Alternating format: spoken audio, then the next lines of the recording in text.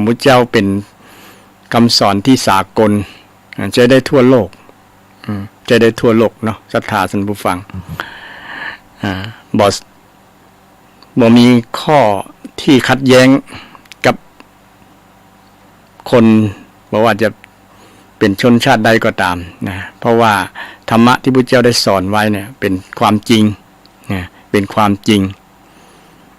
ความจริงที่ทุกคนเข้าสู่ทำความจริงนี้ได้กันหมดนะได้กันหมดเช่นพระองค์สอนเรื่องสติเนี่ยเนาะสตินี้ก็สามารถนำไปใช้กันทุกชาติทุกศาสนาทุกภาษาได้กันหมดนะสติเนี่ยนะเจริญอย่างอานาปานสติเนี่ยนะคือลมนึกเอาจิตมารู้ลมหายใจเข้าออกเนี่ยเป็นคำสอนที่ใช้ได้ทุกศาสนาบอกเกี่ยวข้องกับอย่างเลยแต่บางคนจะติดคำที่ว่าเวลาเฮินปฏิบัติธรรมมีคำว่าพุทโธพุทโธศาสนาอื่นกันว่าอ๋อเป็นของศาสนาพุทธอะไรอันจริงคำว่าพุทโธแปลว่าผู้รู้ไม่ได้หมายถึงพระพุทธเจ้าอันอย่างเดียวนะพุทโธพุทโธนะหรือว่าลมหายใจเข้าออกบ่มีคำว่าพุทโธเลยนะซึ่งเป็นการสามารถนำความรู้เนี่ยไปใจกับการดำเนินชีวิตได้เจริญสติเป็นว่าเจริญสตินะอานาปานสตินะใช้การระลึกรู้ลมหายใจเข้าออกนี่ก็เป็นการนำธรรมะสู่คนทุกภาษาทุกศาสนาพระองค์บ่ได้สงวนลิขสิทธิ์ไว้ว่าคนนี้บ่เป็นพุทธเนี่ยทำห้ามใจเนอะนะมันจะผิดบ่เกี่ยวข้องในศรัทธาท่านผู้ฟังถ้าหากว่าศรัทธาท่านใดเป็นต่างศาสนิกเนี่ยคริสต์อิสลามซิกฮินดูอย่างก็ตามเนี่ยนะ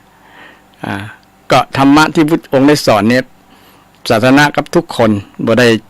จำเพาะเจาะจงลงไปว่าจะเป็นของพุทธบ่ได้นะเป็นของทุกคน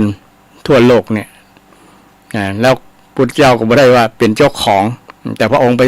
ค้นปะบ่ได้ความรู้นี้นะธรรมชาตินะความจริงนะ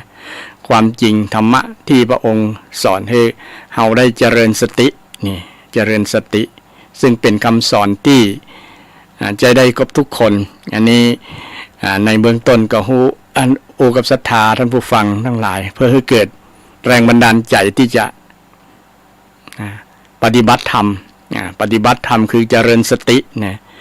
เจริญสติอยู่ที่บ้านอยู่ที่ไหนก็เจริญสติได้ขับรถขับลาก็เจริญสติต้องใช้สติได้ใช้สมาธิเป็นมรรคเป็นมรรคอยู่ในมรรคมีองค์8สติก็ดีสมาธิก็ดีเนี่ยเป็นธรรมะที่พระเจ้าได้ตรัสรู้สมาธิเนี่ยเราทำการทำงานก็มีสมาธิจิตบ่วอกแวกจิตบ่ลอยเนี่ยก็ทำงานได้มีประสิทธิภาพนี่ก็เป็นธรรมะที่พระเจ้าได้สอนพยายามจะสำเร็จพยายามจะทำงานสำเร็จก็ต้องใช้สมาธิเนี่ยเราก็อยู่กับธรรมะตลอดนะท่านผู้ฟังทั้งหลายการเจริญสติสมาธิก็ตามที่เรามาวัดกันมาสำนักปฏิบัติธรรมกันก็เพื่อว่ามาฟังให้เข้าใจแล้วนำไปใช้ประพฤติปฏิบัติหรือว่ามาฝึกฝนครูบาอาจารย์ที่เปิ้นได้ศึกษามาแล้วได้ปฏิบัติได้หันผลแล้วจากการเจริญสติก็ดีสมาธิก็ดีเนี่ยท่านเหล่านั้นก็ได้แสดงได้ชี้แจงให้เขาเข้าใจในการที่จะนำธรรมะไปใช้กับชีวิตบางคนเข้าใจว่าการปฏิบัติธรรมต้องอยู่ที่สำนักอย่างเดียวที่บ้านบอกเกี่ยวเรื่องกับการปฏิบัติธรรมอันนี้เข้าใจผิดกันอันจริงการปฏิบัติธรรมก็คือใจในชีวิตประจำวันตลอดบอกว่าจะทำการทำงานอิริยาบถต่างๆยืนเดินนั่งนอนกินดื่มทำพูดคิดเนี่ยต้องเจริญสมาธิเจริญสติหรือว่าเจริญมรรคมีองค์8ทั้ง8ข้อเนี่ยแต่เฮาบางครั้งเฮาบ่ฮู้ว่าเฮาเจริญหรือว่าเฮาทำนั่นแหละเพราะนี่ที่เฮาเข้าใจว่าการทำลงมือทำลงมือปฏิบัตินี่ทำความเข้าใจกับท่านผู้ฟังทั้งหลายในเบื้องต้นนี้ก่อนว่าธรรมะของพระเจ้าเป็นสิ่งที่ใจได้และมีประโยชน์เป็นสรณะที่เปิ้งได้จริงศรัทธาที่ ที่เฮาอยู่ถึงวันนี้ก็อยู่ได้ธรรมะที่พระองค์ได้ตรัสรู้ไว้เนี่ยลองไตรตรองพิจารณาดูว่าจีเป็นจริงก็ที่พระองค์ได้สอนไว้เนี่ยนะพระองค์ก็ว่าได้บังคับให้ทำให้เชื่อนะแต่สอนให้เข้าใจนะให้คนได้เข้าใจว่าธรรมะเป็นประโยชน์จริงๆเป็นสรณะนะธัมโมเมสรณังวรังธรรมะเป็นสระอันประเสริฐนะวรังก็คือประเสริฐนะนัตถิเมสรณังอันยังบ่มีสรณะไหนแล้วนะนัตถิเมแปลว่าบ่มีสรณะไหนอื่นใดแล้วนะนัตถิเมสรณังอันยังบ่มีสรณะอื่นใดแล้วต่อกับธัมโมเมธัมโมก็คือธรรมะนี่นะคำสอนคำสอนความจริงที่เราจะนำไปใช้ในชีวิตประจำวันเช่นการเจริญสติเจริญสมาธิพวกนี้นะก็เป็นเรื่องการดำเนินชีวิตของเราทั้งนั้นเกี่ยวข้องกับชีวิตของเราทั้งนั้นเลยแต่บางคนเข้าใจว่ามันคนละเราบอกใช่คนวัดคนวาบอกเกี่ยวข้องกับธรรมะธรรมโมอย่างก็ นี่ก็มีเนี่ยเป็นเรื่องของคนแก่คนเฒ่าคนหนุ่มยังหนุ่มอยู่ยังสาวอยู่บอกไปวัดไปวาบอกไปฟังเทศน์ฟังธรรมบอกไปปฏิบัติธรรมอย่างต่างๆนี้ก็มีความเข้าใจแบบนี้ก็มีนักหลายอยู่นะก็เลยหันหลังให้กับวัดกับวายิ่งปัจจุบันเนี่ยนะคนจะหันหน้าเข้าหาจอน้อยๆก็คือโทรศัพท์มือถือโซเชียลต่างๆใจอยู่กับนั่นหมดนะเพราะว่ารุ่นใดแล้วนะตั้งแต่ละอ่อนถึงรุ่นแย้มฝาโลงแล้วนะเดี๋ยวนี้ติดงอมแงมกันนะโดยเฉพาะจะละอ่อนเยาวชนวัยรุ่นเนี่ยบ่สนใจแล้วสนใจแต่เรื่องเนี้ยนะสนใจเรื่อง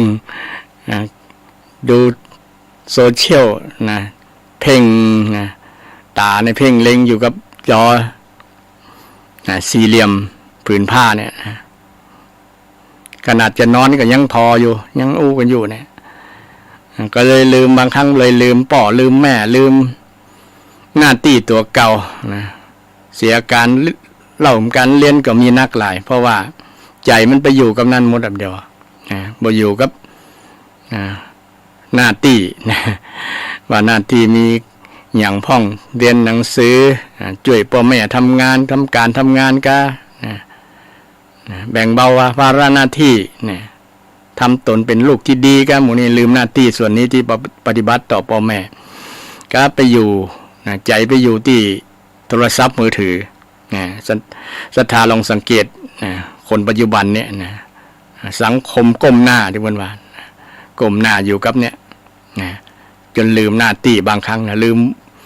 คืนลืมวันก็มี ลืมความรับผิดชอบอย่างบางอย่างเพราะว่าใจไปอยู่กับนิมดศรัทธาใจไปอยู่กับนิมดลืมไป เพราะว่าใจมันไปเพลิน อยู่กับเรื่องอย่างต่างๆมันก็เป็นสิ่งดึงดูดดึงดูดใจไปอยู่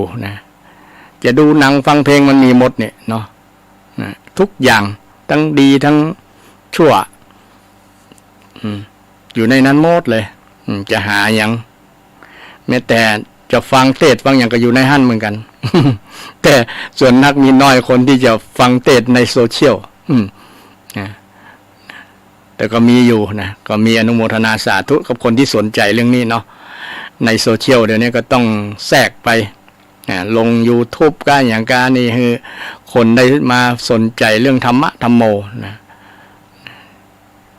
ตะกี้เรื่องคนเยาวชนรุ่นใหม่เนี่ยนะส่วนหลายเนี่ยมีส่วนน้อยนะที่สนใจเรื่องโมนี้นะก็เป็นในห้องว่าเป็นดัชนีชี้วัดอย่างหนึ่งว่าอนาคตข้างหน้านี่จะเป็นจะได้คนบ่สนใจเรื่องธรรมเรื่องคุณงามความดีเรื่องคุณธรรมเรื่องหน้าที่โมนี้นะอาจจะเป็นจะได้อนาคตของชาติจะเป็นจะได้ ก็เป็นที่กังวลของคนที่เป็นห่วงเป็นใยเนาะเป็นห่วงเป็นใยของคนโดยเฉพาะพ่อแม่ครูบาอาจารย์ห่วงลูกศิษย์ลูกหาห่วงลูกห่วงหลานว่าจะเป็นจะได้เขาบอกคือความใส่ใจบ่สนใจเรื่องโมนี้นะสนใจน้อย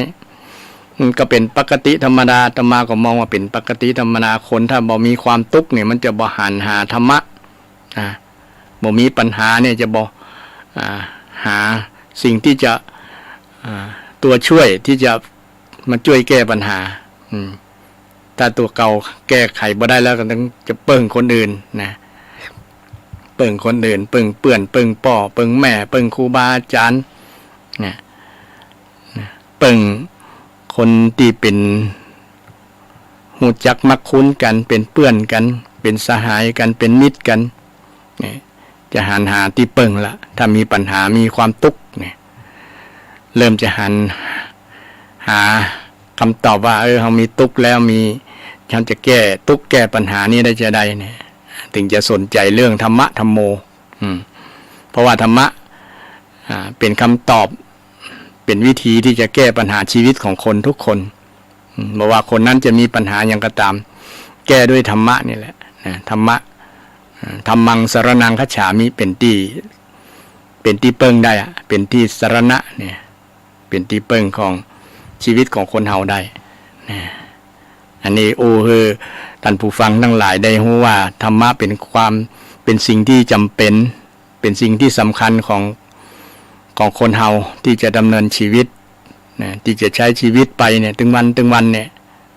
เฮาอยู่กับธรรมะแต่บางครั้งเฮาก็อยู่กับ สิ่งที่เป็นอกุศล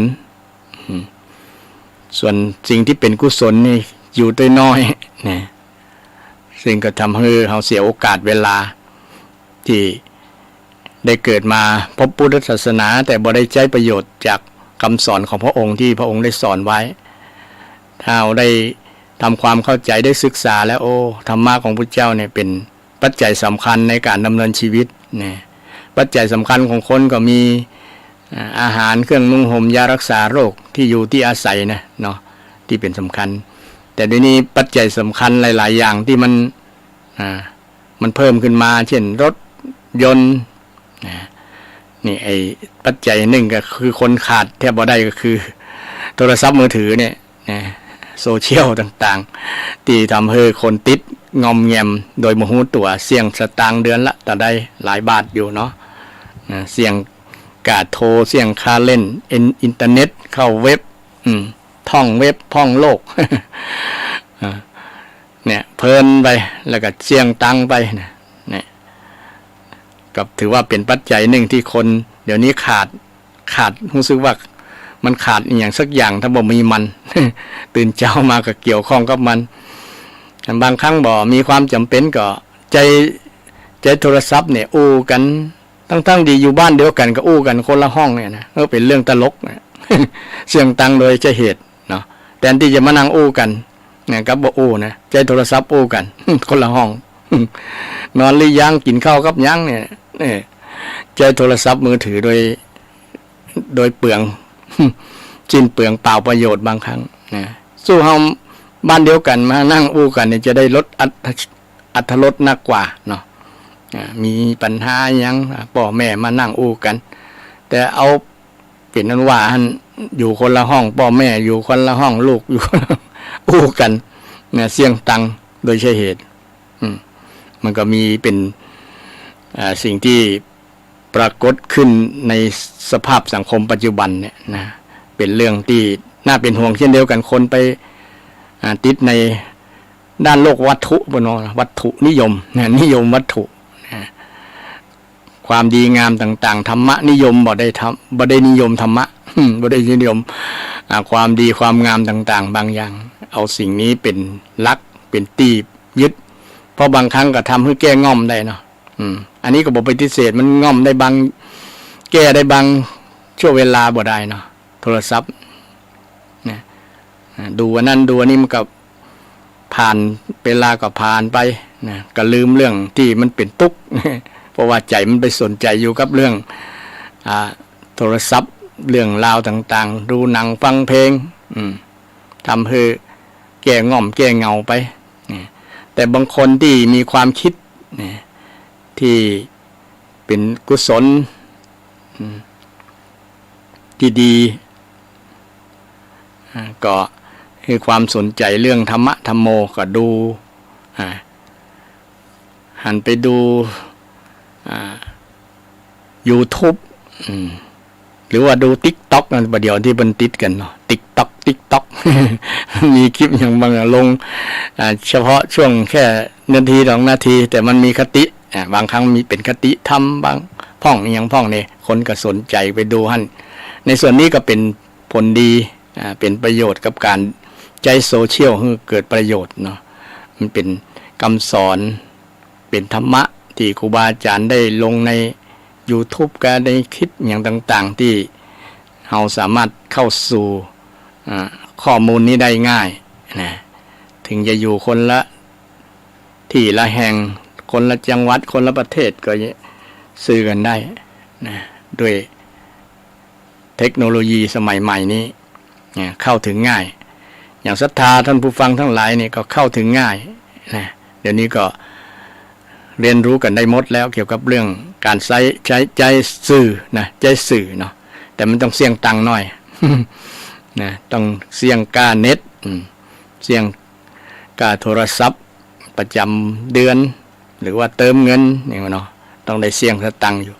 แต่ถ้าใจได้เป็นประโยชน์ในด้านของธรรมะนี่ก็ถือว่าเป็นในด้านบวกแต่ไปใจในสิ่งที่เป็นด้านลบเนี่ยเช่นไปดูอย่างที่มันเป็นค่าศึกต่อพรหมจรรย์นะต่อค่าศึกต่อพรหมจรรย์โดยเฉพาะพระสงฆ์องค์เจ้ายิ่งบอกสมควร ที่จะไปเพราะว่าจะเป็นอันตรายต่อพรหมจรรย์ในการบวชมาเดี๋ยวไปหันสิ่งที่ภาพที่ล่อแหลมที่จะยุยงป่วนปั่นให้กิเลสมันงอกเงยมันเจริญนะกิเลสเจริญขึ้น คุณธรรมความดีมันลดลงเนี่ยก็อยู่ในผ้าเหลืองลำบากนะเหลืองลำบากฉะนั้นมันสื่อนี่เป็นดาบสองคมเนาะเป็นดาบสองคมเป็นประโยชน์มหันต์โทษอนันต์เหมือนกันแล้วก็โทษทั้งคุณทั้งโทษมีปอๆกันแล้วแต่จะใจให้เป็นประโยชน์อย่างศรัทธาเฮาที่ใจสื่อเช่นใจขึ้นวิทยุเปิดฟังขึ้นเสียงธรรมะนี่หรือว่าลงทุนบ่นักแค่ใจทานนี่ก็ใจได้เป็นเดือนเนาะทาน2 ก้อน 3 ก้อนฟังวิทยุแต่ก่อนทานินเนาะเดี๋ยวนี้อย่างก็ตามยี่ห้ออย่างก็ตามถ้ามันฟังชัดก็จะเป็นประโยชน์ในการฟังของศรัทธาฟังธรรมะไปแล้วก็เกิดมงคลชีวิตเกิดสิ่งที่ดีงามในพุทธิแล้วก็โอ้เรื่องเกี่ยวกับอย่างเกี่ยวกับที่สุดนะ ที่สุดมีอยู่7ที่สุดเนี่ยศรัทธาท่านใดบ่ได้ฟังพุทธิแล้วก็จะจำเพื่อให้เกิดประโยชน์จากผู้ฟังในวันนี้เพิ่มเติมว่าพุทธิแล้วได้เรื่องอย่างพ่องนะจะทบทวนความจำศรัทธาบางท่านก็มันเป็นอนิจจังนะมันเป็นของบ่เที่ยงนะเป็นของบ่เที่ยงคือความจำไม่เที่ยง ก็คือมันลืมพ่องลืมหน้าลืมหลังแม้แต่วันเนี้ยตั้งแต่เจ้ามาเขาทำอย่างพ่องกินอย่างพ่องบางคนก็ยังลืมอยู่เนาะ เพราะว่ามันเป็นอนิจจังเป็นธรรมะอย่างหนึ่งเหมือนกันฉะนั้นเพื่อนว่าอย่างก็ที่เกี่ยวกับเรื่องมันเป็นมนทินครับเช่นหนังสือบ่ท่องเนี่ยก็จะเป็นมนทินบ่เรียบลักเรียบหนังสือสูตรการได้ศึกษามาแล้วต้องทบทวนความจำมันถึงจะจำบ่หมดก็จดไว้จำไว้ไอ้ดูเมื่อหลังเมื่อลุ้นว่าเขาได้เรียนอย่างมาเขาได้ฟังอย่างมาประมาณนั้นแต่ศรัทธาท่านผู้ฟังได้ฟังสิ่งอย่างต่างๆที่มันโดนใจมันโดนใจมันเกิดประโยชน์ก็จดไว้ก็เป็นการดีศรัทธา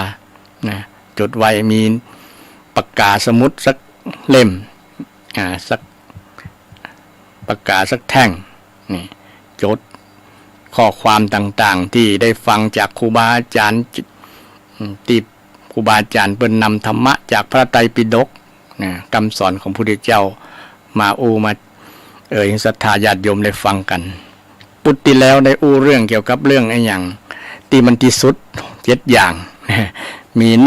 อันอย่างที่คมที่สุดเนี่ยญาติโยมคงพอจะจำได้เนาะถามพระพุทธเจ้าอย่างคมที่สุดเนาะพราหมณ์ก็ตอบในแง่ของต่างโลกว่ามีดหอกดาบอย่างมันนั้นที่มันรับที่มันฝนแล้วจะคมตัดอย่างก็ขาดปุ๊ดได้แต่พระองค์ตรัสว่าสิ่งที่คมที่สุดก็คือกรรมของคนที่ใส่ร้ายคนอื่นที่เป็นวจีทุจริตเนี่ยมันทิ่มแทงทะลุทะลวงเลยทะลวงปอดทะลวงไส้ทะลวงหัวใจคนที่ฟัง เป็นสิ่งที่คมกว่ามีดกว่าหอกกว่าดาบแต่อุปมามันยิ่งกว่าหอกกว่าดาบอุปมากำกำจ่าที่ใส่ร้ายคนอื่นว่าร้ายคนอื่นใส่ร้ายคนอื่นเป็นวจีทุจริตทั้ง4ประการนี่แหละเป็นกรรมเป็นสิ่งที่คมที่สุดสามารถทิ่มแทงจิตใจคนที่ถูกทิ่มแทงเนี่ยถูกว่ากล่าวเนี่ยนะจะเจ็บใจนอนบ่หลับกินบ่ลำบางครั้งทรมานจิตใจฆ่าตัวตายก็มีเพราะว่าเจ็บใจเจ็บช้ำน้ำใจเพราะจากกรรมกำจ่าคนนั้นมาด่ามาว่ามาอย่างต่างๆแม้แต่คำนินทาบางอย่างเนี่ยเนาะบางครั้งก็เจ็บใจเล่าขวัญอย่างประมาณนั้น เล่าขวัญกันในสิ่งที่บดีเนี่ยเอาคำที่บดีมาเล่าคนที่ถูกเล่าก็เจ็บใจโอ้มันอย่างว่าเฮาเล่าขวัญเฮาแล้วเนี่ยเจ็บใจโคทั้งเปิ้นนะตั้งที่เสียงนี่มันเป็นเสียงเดซิเบล เป็นเสียงที่ไปตามคลื่นเนาะแต่มันมีจื่อมีความหมายอยู่ในนั้นนะในเสียงนั่นน่ะมันก็เลยทำให้เจ็บมันคมนะคนเฮามีอาวุธร้ายแรงที่สุดเนี่ยยิ่งกว่าระเบิดปรมาณูก็คือกำเนี่ยแหละกำจ่าติปนองวาทกรรมเนี่ยนะวาทกรรมเนี่ยจะทิ่มแทงจิตใจคนได้ถ้าเอาไปใจในทางที่ผิดเนี่ยกับมันเป็นโทษทั้งคนที่ฟังและคนที่คนที่ฟังและคนที่โดยเฉพาะคนที่ฟังเนี่ยมันจะเจ็บช้ำน้ำใจแล้วก็โต้ตอบโต้เฮามาเป็นเวรเป็นกรรมต่อกันเพราะว่าจากกรรมกรรมจ่าที่เป็นวจีทุจริตพระองค์จึงได้ตัดให้ได้ใช้วจีสุจริตวจีสุจริตโดยเฉพาะเรื่องกรรมที่เป็นห้องว่าปิสุนาวาจาเนี่ยนะเว้นจากปิสุนาวาจาเว้นจากคำส่อเสียดแล้วก็เว้นจากคำว่ากล่าวที่หยาบคายละกระแทกแดกดันนะกระทบกระแทกแดกดันนะเป็นห้องว่าภาษาพระเป็นห้องว่าพรุสวาทนะพรุสวาทมันกระแทกแดกดันว่าฮือกันด่ากันแจ้งกันหมดเนี่ยเป็นพรุสวาทนะพรุสวาทไอ้พรุสวาทเป็นวจีทุจริตวจีทุจริตกรรมที่บดีนะทุจริตแปลว่าบดีบ่งามเป็นบาปเป็นกรรมเป็นการกระทำตั้งกรรมนี่แหละคมที่สุดในข้อแรกเนาะข้อต่อมาก็อย่างที่ไก่ที่สุดนะไก่ที่สุดพราหมณ์ก็ตอบว่าดวงอาทิตย์ดวงดาวกับมันไก่นะจากโลกไปหลายกิโลหลายล้านกิโลอยู่อย่างโลกของเฮานี่ห่างก็มีโทรศัพท์ขึ้นมาขอรับโทรศัพท์กันเจริญปอนเจริญพรสาธุพุทธเจ้าอย่างมาอุตทานน่ะฮะพุทธเจ้าอย่างอุตทานน่ะอาตมาก็เดี๋ยวนี้คนเดียวเนี่ยพระครูเพิ่นพักผ่อนอยู่นะเพราะว่าเพิ่นได้จัดพระครูประภัตเพิ่นจะพักผ่อนพระครูประภัตเพิ่นเป็นอย่างนี้แม่เคยได้ยินอันนี้อาตมาสันวัดสันดอยสะเก็ดวัดแสงนี่ล่ะสันชื่อตั้งราชการว่าอมรารามอมรารามได้ยินวันนี้จ้ะ อ๋อกำลังได้ยินเนาะ เจ้า ก็อาตมาก็จะจัดเป็นประจำส่วนนักวันพุธเนี่ยเนาะช่วงบ่ายนะเพราะว่าท่านอาจารย์พระครูเปิ้นเฮอเครื่องนักเสียทั้งสองเลยยังมาดี กะโอ้ นั่นโอ้เลยไปได้ฟัง อ๋อ ไม่ได้ฟังของคนข้างบ้านเบิกเกิด อ๋อฟังจากข้างบ้าน วันท่านประพัดกับเสียงเหมือนยังนี่ที่ไหนมาอู้อีเนาะ อ๋อ นี่สาระดีท่าน เจริญพร ใจเนอะ เจริญพรขอบคุณหลายๆสาธุ เจ้าสาธุกันเจ้า เจริญพรเด้อ เจ้า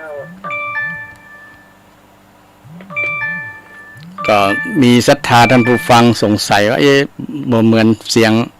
ท่านอาจารย์พระครูประภัสใจคุณอาจารย์ท่านเป็นเจ้าของรายการนี้เนาะก็มีอาตมาพระครูสิริอมราภิรัตน์พระครูสิริอมราภิรัตน์วัดอมรารามสันอุ้มเชิงดอยสะเก็ดนะมาเป็นกู้ท่านอาจารย์พระครูเป็นก็มอบเวลาให้นะส่วนนักจะมอบเวลาให้มาอูมาจานะศรัทธาจะโดนนำธรรมะมาฝากวันนี้ก็อู้เรื่องอย่างที่สุดนะเพื่อทบทวนความหลังความเดิม ความเดิมตั้งแต่พุทธิแล้วว่าได้อู้เรื่องอย่างพ่องนะเพื่อศรัทธาญาติโยมจะฟื้นความจำ เพราะว่าความจำมันเป็นอนิจจังเนาะจำวันนี้จำได้วันพุกก็ลืมแล้วอย่าเป็นต้นเนาะบ่ต้องกล่าวอื่นไกลแค่ แต่เจ้าเนี่ยอย่างพ่องก็ลืม บ่ต้องว่าวันพุกวันฮือละ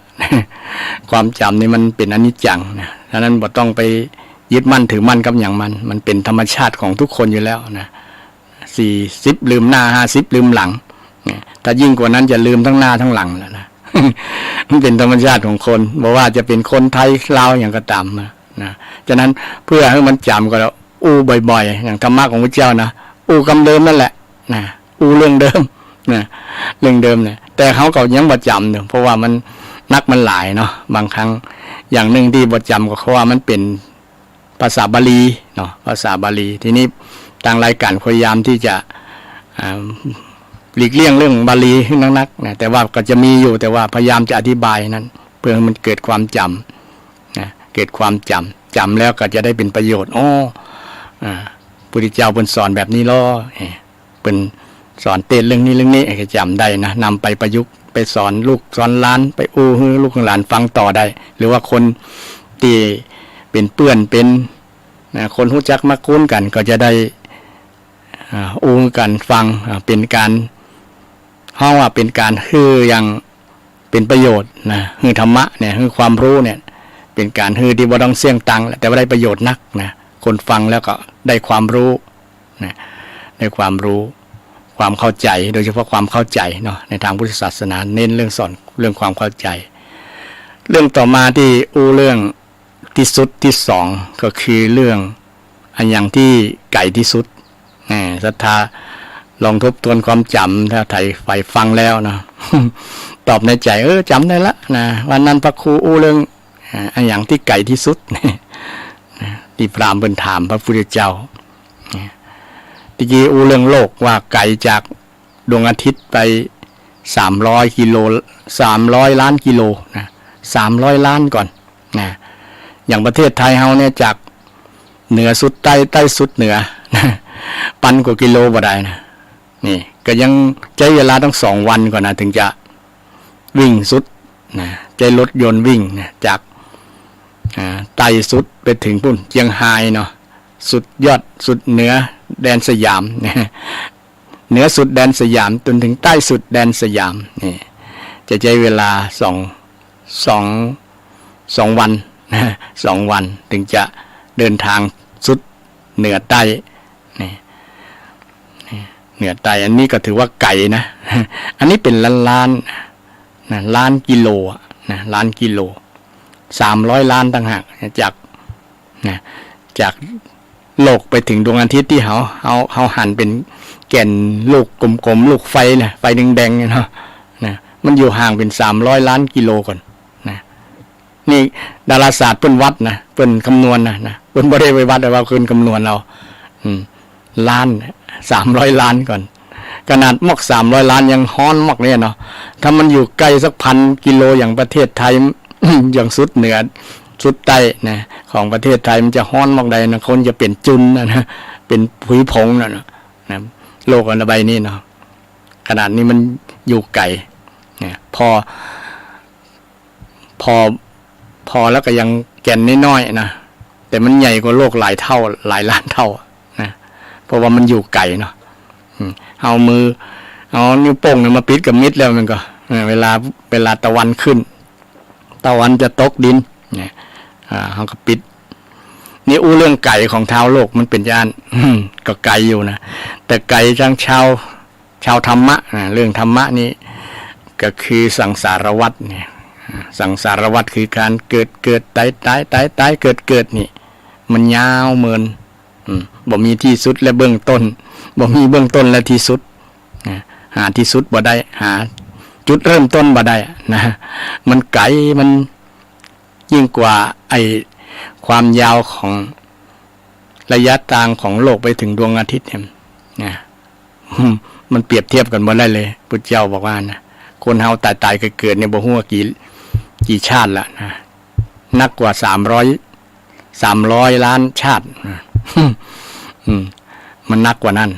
นะคนเฮาเนี่ยนะตายเกิดตายแล้วทับถมบนโลกเนี่ยจนมันเป็นธาตุดินธาตุอย่างต่างๆเกิดขึ้นเนี่ยทับถมอยู่นี่นะเป็นซากเป็นอย่างต่างๆเนี่ยมันยาวไกลนักกว่านี่พามฟังแล้วก็โอ้คงจะเป็นแต่พระองค์นี้เป็นสัพพัญญูรู้ทุกสิ่งทุกอย่างอันนี้เป็นข้อที่2ศรัทธาคงจำได้เนาะข้อต่อมาก็คือคมใหญ่นะแล้วก็อย่าง ศรัทธาลองนั่นเหรอ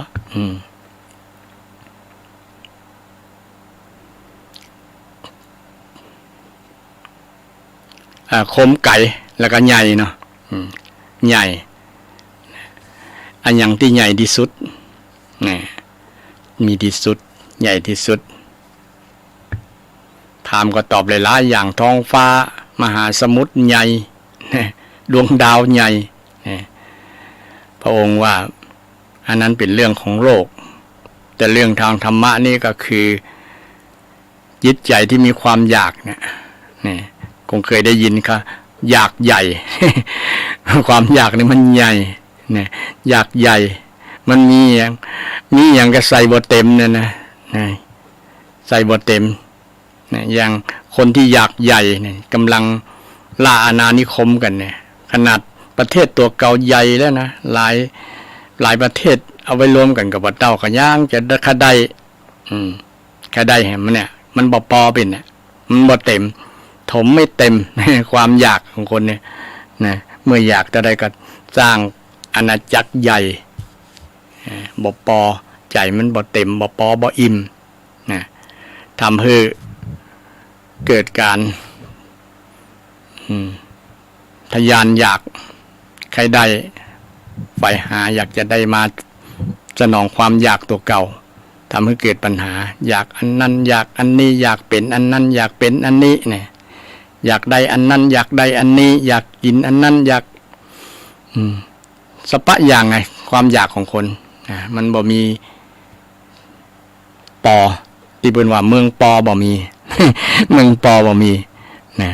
ถ้าเมืองปอมีกับคนก็จะบ่วุ่นวายเหมือนถึงวันเนี่ยที่สำคัญมันบ่ปอมันบ่ปอแม้แต่นักอย่างนักการเมือง การเมืองพรรคนั้นพรรคนี้เดินเนาะก็เรื่องผลประโยชน์เรื่องความอยากนั้นแหละผลประโยชน์บ่ลงตัวก็พิษหัวกันว่ากันใส่ร้ายกันเอาดีใส่ตัวเอาชั่วใส่คนอื่นเพื่อที่จะให้คนประชาชนทั้งหลายได้เกลียดได้ชังได้มาฮักตัวเก่าประมาณนั้นบ่นึกถึงประเทศชาติผล ประโยชน์ส่วนรวมเนี่ยเอาประโยชน์ส่วนตัวว่าเนี่ยเป็นเรื่องของความอยากความอยากใหญ่ความอยากอันที่บ่มีที่สิ้นสุดเนี่ยเป็นสิ่งที่ใหญ่ที่สุดในบรรดาความใหญ่ทั้งหลายพราหมณ์ได้ฟังแล้วก็โอ้แต่เราเนี่ยอันนี้เป็นเรื่องความใหญ่ที่สุดศรัทธาพอคงจำได้เนาะข้อที่3ข้อที่4อันอย่างใหญ่นักข้อต่อมาก็คือเรื่องนักอันอย่างที่นักที่สุดข้อที่4ข้ออันอย่างนักที่สุดในศรัทธาก็คงพอจะจำได้ถอยได้ฟังมาแล้วเนาะพราหมณ์ก็ตอบว่าอันบหินธาตุต่างๆเนี่ยหมู่นี้แหละมันนัก ก็มองในเรื่องด้านวัตถุด้านโลกแต่บ่มองเรื่องของธรรมะถ้าธรรมะพระพุทธเจ้าได้ตอบวิสัชนาว่าสิ่งที่มันนักที่สุดก็คือสัญญาใดๆที่ไปตกลงกับเขาไว้แหละและเบญจขันธ์เป็นของนักสัญญาใดๆสัญญาก็อยู่ในเบญจขันธ์นั่นแหละนะสัญญาคือความตกลงไปรับปากกับคนนั้นคนนี้ว่าจะทำนั้นทำนี้เนี่ยเมื่อเวลามาถึงบ่ได้ทำเนี่ยมันนักโอ้เอาไปรับปากเพิ่นแล้วเนี่ยเอาไปสัญญาเพิ่นไว้ว่าจะทำนั้นทำนี้อย่างศรัทธาญาติโยมบางคนเอาไปรับปากว่าปีหน้าจะทอดกฐินมาแปลงวิหารมาแปลงโบสถ์ให้มันแล้วแต่เวลาผ่านไปเลยมันเหตุการณ์มันก็เปลี่ยนไปเนาะมันก็ทำให้สิ่งที่ได้ตั้งใจไว้ได้อู้ไว้เนี่ยมันบ่เหมือนเดิมบ่อยากจะทำละเนี่ยด้วยเหตุผลบางอย่างนี่เป็นต้นเนาะหรือว่าอยากจะทำแต่ว่าด้วยเหตุบางอย่างเกี่ยวกับเรื่องเศรษฐกิจเรื่องช่วงที่โควิดผ่านมานะเนาะสถานการณ์โควิดทำให้เศรษฐกิจพังกิจการงานที่เคยรุ่งเรืองก็ล่มจมล่มละลายทำให้ทำตามกำอูนั้นบ่ได้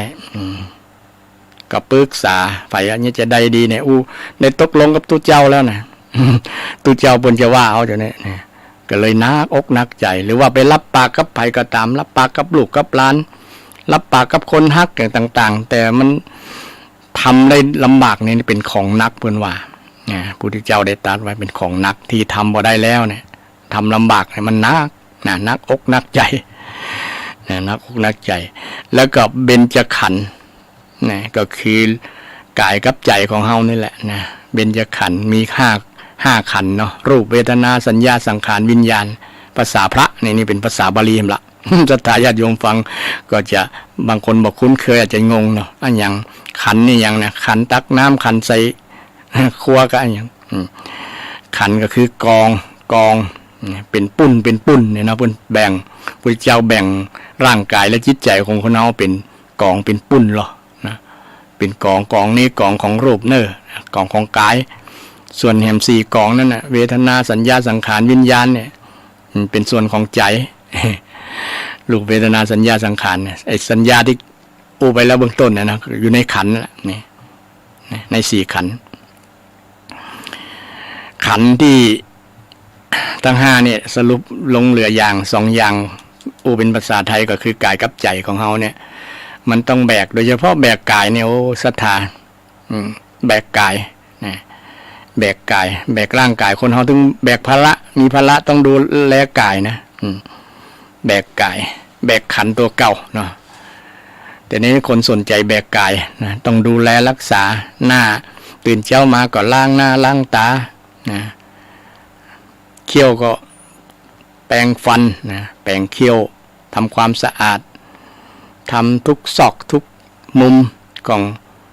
ร่างกายทุกสัดส่วนนะบ่ฮือมันเหม็นบ่ฮือมันสกปรกนะจะเป็นภาระที่เราต้องดูแลตึงวัน อันนี้แหละเป็นสิ่งที่นักพระพุทธเจ้าว่านี่ต้องทำตลอดชีวิตจนตาย นะแต่บ่ทำมันก็สิ่งที่เป็นอสุภะของบ่งามนะเกิดขึ้นของบดีเกิดขึ้นอสุจิเนี่ยความบ่สะอาดเกิดขึ้นอสุจิแปลว่าความบ่สะอาดนะศรัทธาแปลว่าความไม่สะอาดนะเช่นขี้ไข่ก็อย่างก้าวเนี่ยนะสุจิเป็นของอสุจิไม่ของไม่สะอาดไม่สะอาดฉะนั้นเป็นภาระที่ต้องดูแลเป็นนักนะบางคนต้องดูแลตัวเก่าบ่พอนะดูแลลูกหลานแบกขันของลูกของหลานด้วย อันนี้แค่แบกเรื่องกายนะแบกเรื่องของจิตใจยิ่งนักนะนักมันของนักนะนักที่เฮาบ่ฮู้ตัวเฮาแบกถึงวันนะโดยเฉพาะแบกเรื่องของจิตใจเนาะเรื่องความรู้สึกนึกคิดต่างๆนี่แบกไว้นะความโกรธความอย่างต่างๆนะมันเป็นส่วนของเวทนาศรัทธาเช่นมีความบ่ชอบไผนะโกรธไผบ่ม่วนใจผูกโกรธไว้เนี่ยมันนักแบกไว้บางคนแบกไว้บ่ซะบ่วางเลยนักจิตนักใจนะหรือแม้แต่คนมาว่ามากล่าวอย่างที่ว่ากรรมอูที่เป็นสิ่งบดีนะไปแบกกรรมอูที่เขาว่ามาด่ามานินทามาเนี่ยไปแบกไว้ในจิตในใจอันนี้ก็นักแห่งเป็นสิ่งที่นักที่สุดนักยึดนักใจจะจัดการกับปัญหานี้ได้จะได้บางคนก็ไปแก้ด้วยการว่าจะชำระแค้นนะโดยโต้ตอบอย่างประมาณก็เลยเป็นปัญหาเพิ่มเติมขึ้นมาแห่งสิ่งนี้เหล่านี้แหละญาติโยมมันเป็นสิ่งที่นักนะเป็นสิ่งที่นักพุทธเจ้าก็บอกว่าตัดว่าถ้า อยากจะบอกคือมันนักก็ปล่อยวางเนี้ยวางด้วยธรรมโดยวิธีการเช่นเวลาโกรธเนี่ยก็มีวิธีที่จะแก้จะวางถึงวันนี้เขาบอกวางเนาะมัดหรือว่ากำกอดอยู่นั่นนะกอดมันไว้แบกมันไว้มันเลยนักนะเรื่องราวต่างๆที่เกิดขึ้นทั้งที่บ่ใช่เรื่องของเขาก็มาแบกไว้นะแม้แต่เรื่อง บ่เป็นเรื่องเอาเรื่องของคนอื่นเนี่ยเนาะเอามาแบกไว้ในใจเอามาใส่ใจไว้นะมาแบกแทนที่จะบอกเอาละนะทำความสะอาดกวาดออกจากห้องหัวใจของเขาเนี่ยสิ่งที่มันทำให้ใจมันนักใจใจลำบากใจมันได้รับความทุกข์ทรมานเนี่ยควรที่จะทำความสะอาดโดยวิธีการทางพุทธศาสนาถ้าไผ่บ่ทำก็นักแบกไว้อยู่หั่นละแบกจนตาย พระพุทธเจ้าเป็นผู้ที่มีความอิสระลดภาระลดสิ่งต่างๆที่จะเป็นภาระให้แบกเป็นพระองค์แรกเป็นคนแรกในโลกที่วางภาระนักเช่นวางกิเลสที่แบกไว้เมินนะกิเลสต่างๆนะความโลภความโกรธความหลงโมนี่นะเอาแบกไว้ศรัทธาท่านผู้ฟังทั้งหลาย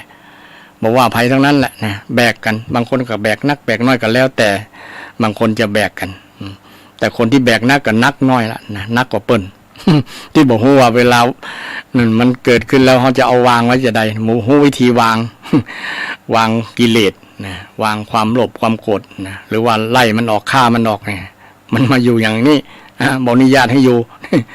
มันมาอยู่กับใจเฮาเนี่ยมันนักทำให้ใจเฮานักเป็นภาระอย่างต่างๆนะต้องลำบากใจนักใจนี่สิ่งที่นักที่สุดนี่คือเบญจขันธ์และกิเลสอยู่ในเบญจขันธ์นั่นแหละนักศรัทธาอันนี้ทบทวนความจำศรัทธาญาติโยมที่ฟังพุทธิแล้วเนาะว่าอันอย่างที่สุด คงจะพอจำได้เนาะพอจำได้เรื่องต่อมาเรื่องที่5ก็คืออันอย่างที่นักแล้วกับเรื่องเบาหั่นละนี่อันอย่างที่เบาที่สุดถามก็ถามพระพุทธเจ้าอย่างเบาพุทธเจ้าก็ถามตอบแล้วพราหมณ์คิดว่าอันอย่างเบา ก็นุ่นสำลีหมู่นี้กะ นุ่นสำลีนี่จะเป็นเรื่องเป็นของเบานะลมพัดไปมันกับพัดลอยไปโดยลมไปตามลมอันนี้ในทัศนะในความเห็นของพราหมณ์แต่ในคำตอบของพระพุทธเจ้าพระองค์ก็ตอบว่าการปล่อยวางการปลงการวางนี่แหละเป็นสิ่งที่เบาที่สุดนะอย่างที่กี้อู้เรื่องนักแล้วเนาะมันก็สืบเนื่องมาต่อกันว่าที่เราไปแบกไว้มันนักแบกไว้มันนักถ้าวางก็เบาอย่างเราแบกอย่างสักอย่างนึกถึงภาพของแม่กาเนาะแบกหาบ หาบแม่กานี่หาบเล่แผงลอยแต่ก่อนนะแม่กานี่จะมีมีตะกร้ามีอันอย่างภาชนะที่สำหรับหาบไปขายครัวขายขนมขายของขายอย่างต่างๆนะเป็นหาบแต่ก่อนหาบใส่วัสดุอย่างต่างๆแม้แต่แม่อาตมาก็เคยหาบอาตมาข้างนึงเนาะเอาอาตมาไปเลี้ยงโดยนะหาบไว้หาบไว้เอาลูกไว้ด้านหนึ่งลูกไว้ด้านหน้าเอาของไว้ด้านหลังของกินของแม่หาบจากปากตางไปถึงตรงให้ตรงนาอาชีพของแม่เป็นการ ทำไร่ทำนาแต่ก่อนหาบลูกตัว หาบนี่หาบแล้วมันนึกถึงสภาพนั้นหลายกิโลแม่ที่หาบไปนะไปกับ2 โลป่ายปิกกับ2 โลป่ายถึงจะมาตางถนนปากตางเนี่ยต้องเตียวแบกก็ตัวเก่ายังเตียวก็ถือว่าอิดแล้วนะ2 กิโลป่ายเนี่ยยังหาบลูกหาบครัวตั้งหลังเนี่ยโอ้ต้องหนักอันนี้สภาพว่าเป็นนึกถึงไงเป็นนามธรรมเป็นรูปธรรมเนาะรูปธรรมที่ศรัทธาได้หันว่าสภาพนั้นที่เป็นการแบกแบบนั้นก็ยังหนักอยู่แต่การแบกความอกุศลทั้งหลายเนี่ยแบกความโลภโกรธความหลงแบกกิเลสไว้ในจิตในใจเนี่ยมันหนักยิ่งกว่านั้นนักอกนักใจบางคนนี้นอนกับบรับกินกับบลำหรอกเพราะว่ามันนักมันเบาๆทีนี้เมื่อมีปัญหานี้ยิ่งใดก็คือวางวางปลงวางเนี่ยวิธีปลงวางตังศรัทธาเฮาก็บางคนก็มีประโยคหรือว่ากำอูที่ว่าจังมันเตอะเนี่ยดีมีเพลงว่าจังมันเตอะจังมันเนี่ยเนาะนี่คนที่กล่าวประโยคเนี่ยถือว่าปลงวางได้บ่ไปเอามาใส่ใจบ่ถือโทษโกรธเคืองไผนะถึงคนนั้นจะว่าจะยังถ้าเฮาบ่ได้เป็นอย่างเปิ้นว่าก็เฮาบ่ได้เป็นอย่างเปิ้นว่าจะไปเดือดร้อนหยังแม่นก็ท่านผู้ฟังทั้งหลายนะแต่สำคัญมันมีอัตตาตัวกูมันว่ากูมันด่ากูมันแจ้งกูมันนินทากูมันเล่าขวัญกูนี่มีตัวกูอยู่ในมันก็เลยทำให้หนักถ้าเอาตัวกูออก วางตัวกูลงมันก็จะเบาสบายแต่ถึงวันนี้แบกตัวกูแบกตัวกิเลสนี่แหละแบกความหลบความโกรธความหลงความบอกเข้าใจนี่อกุศลทั้งหลายอวิชชาทั้งหลายแบกไว้ทำให้มันนักมันนักถ้าปลงวางพระพุทธเจ้าเป็นบุคคลต้นแบบบุคคลตัวอย่างที่ปลงวางไว้ตั้งแต่ปลงทรัพย์ปลงทรัพย์ไว้เช่นสละทรัพย์บ่เยื่อใยบ่ยินดีในราชสมบัติทั้งที่มีความพร้อมทุกอย่างได้นอนบนปราสาทหลายชั้นปราสาทหลายฤดู3 ฤดูก่อนแต่ก็บ่ยึดก็วางสวะภาษากับเมืองว่าสวะเนาะสวะวางบ่ติดบ่อะไรละ ในสิ่งที่สบายอย่างต่างๆมันบางมองว่ามันเป็นภาระมันเป็นสิ่งที่คนจะยื้อแย่งฉกชิงกันลู่กันเป็นพระราชาอย่างต่างๆมองในแง่นั้นเพิ่นก็เลยสะวางอย่างคนเฮาเนี่ยเนาะ ถึงวันเนี่ยลู่สมบัติกันลู่อันนั้นลู่อันนี้กันชิงเป็นว่า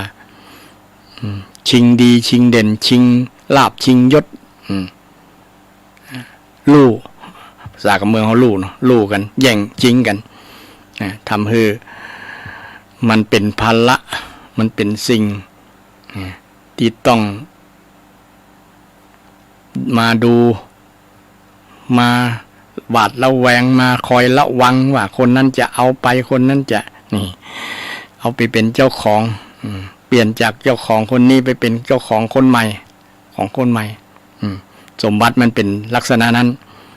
ถ้ามองว่าสมบัติผัดกันชมนี่ก็ยังแฟนนะก็คงจะบ่มยึดมั่นถือมั่นในสิ่งนั้นนักแต่ ส่วนนักก็จะอันนี้ก็เป็นของกูนะรถกูบ้านกูตีของกูเนี่ยพระองค์ได้ทรงสละสมบัติส่วนเนี้ยที่มันเป็นภายนอกออกในมดแล้วพระองค์ก็เบานะมาอยู่กับธรรมชาติมาอยู่ใต้ต้นไม้บ่มีบ้านมีเรือนเพิ่นว่าอนาคาริกซึ่งเป็นต้นแบบของตุเจ้าบเดียวนั่นเนาะตามแต่ศรัทธาจัดแปลงให้แปลงวิหารแปลงกุฏิให้อยู่ก็อยู่ตามนั้นนะบ่แปลงก็อยู่ตามธรรมชาติอยู่ตามถ้ำตามดอยตามอย่างต้นไม้ต่างๆเนี่ยรูปแบบของพระสงฆ์ที่สละเรือน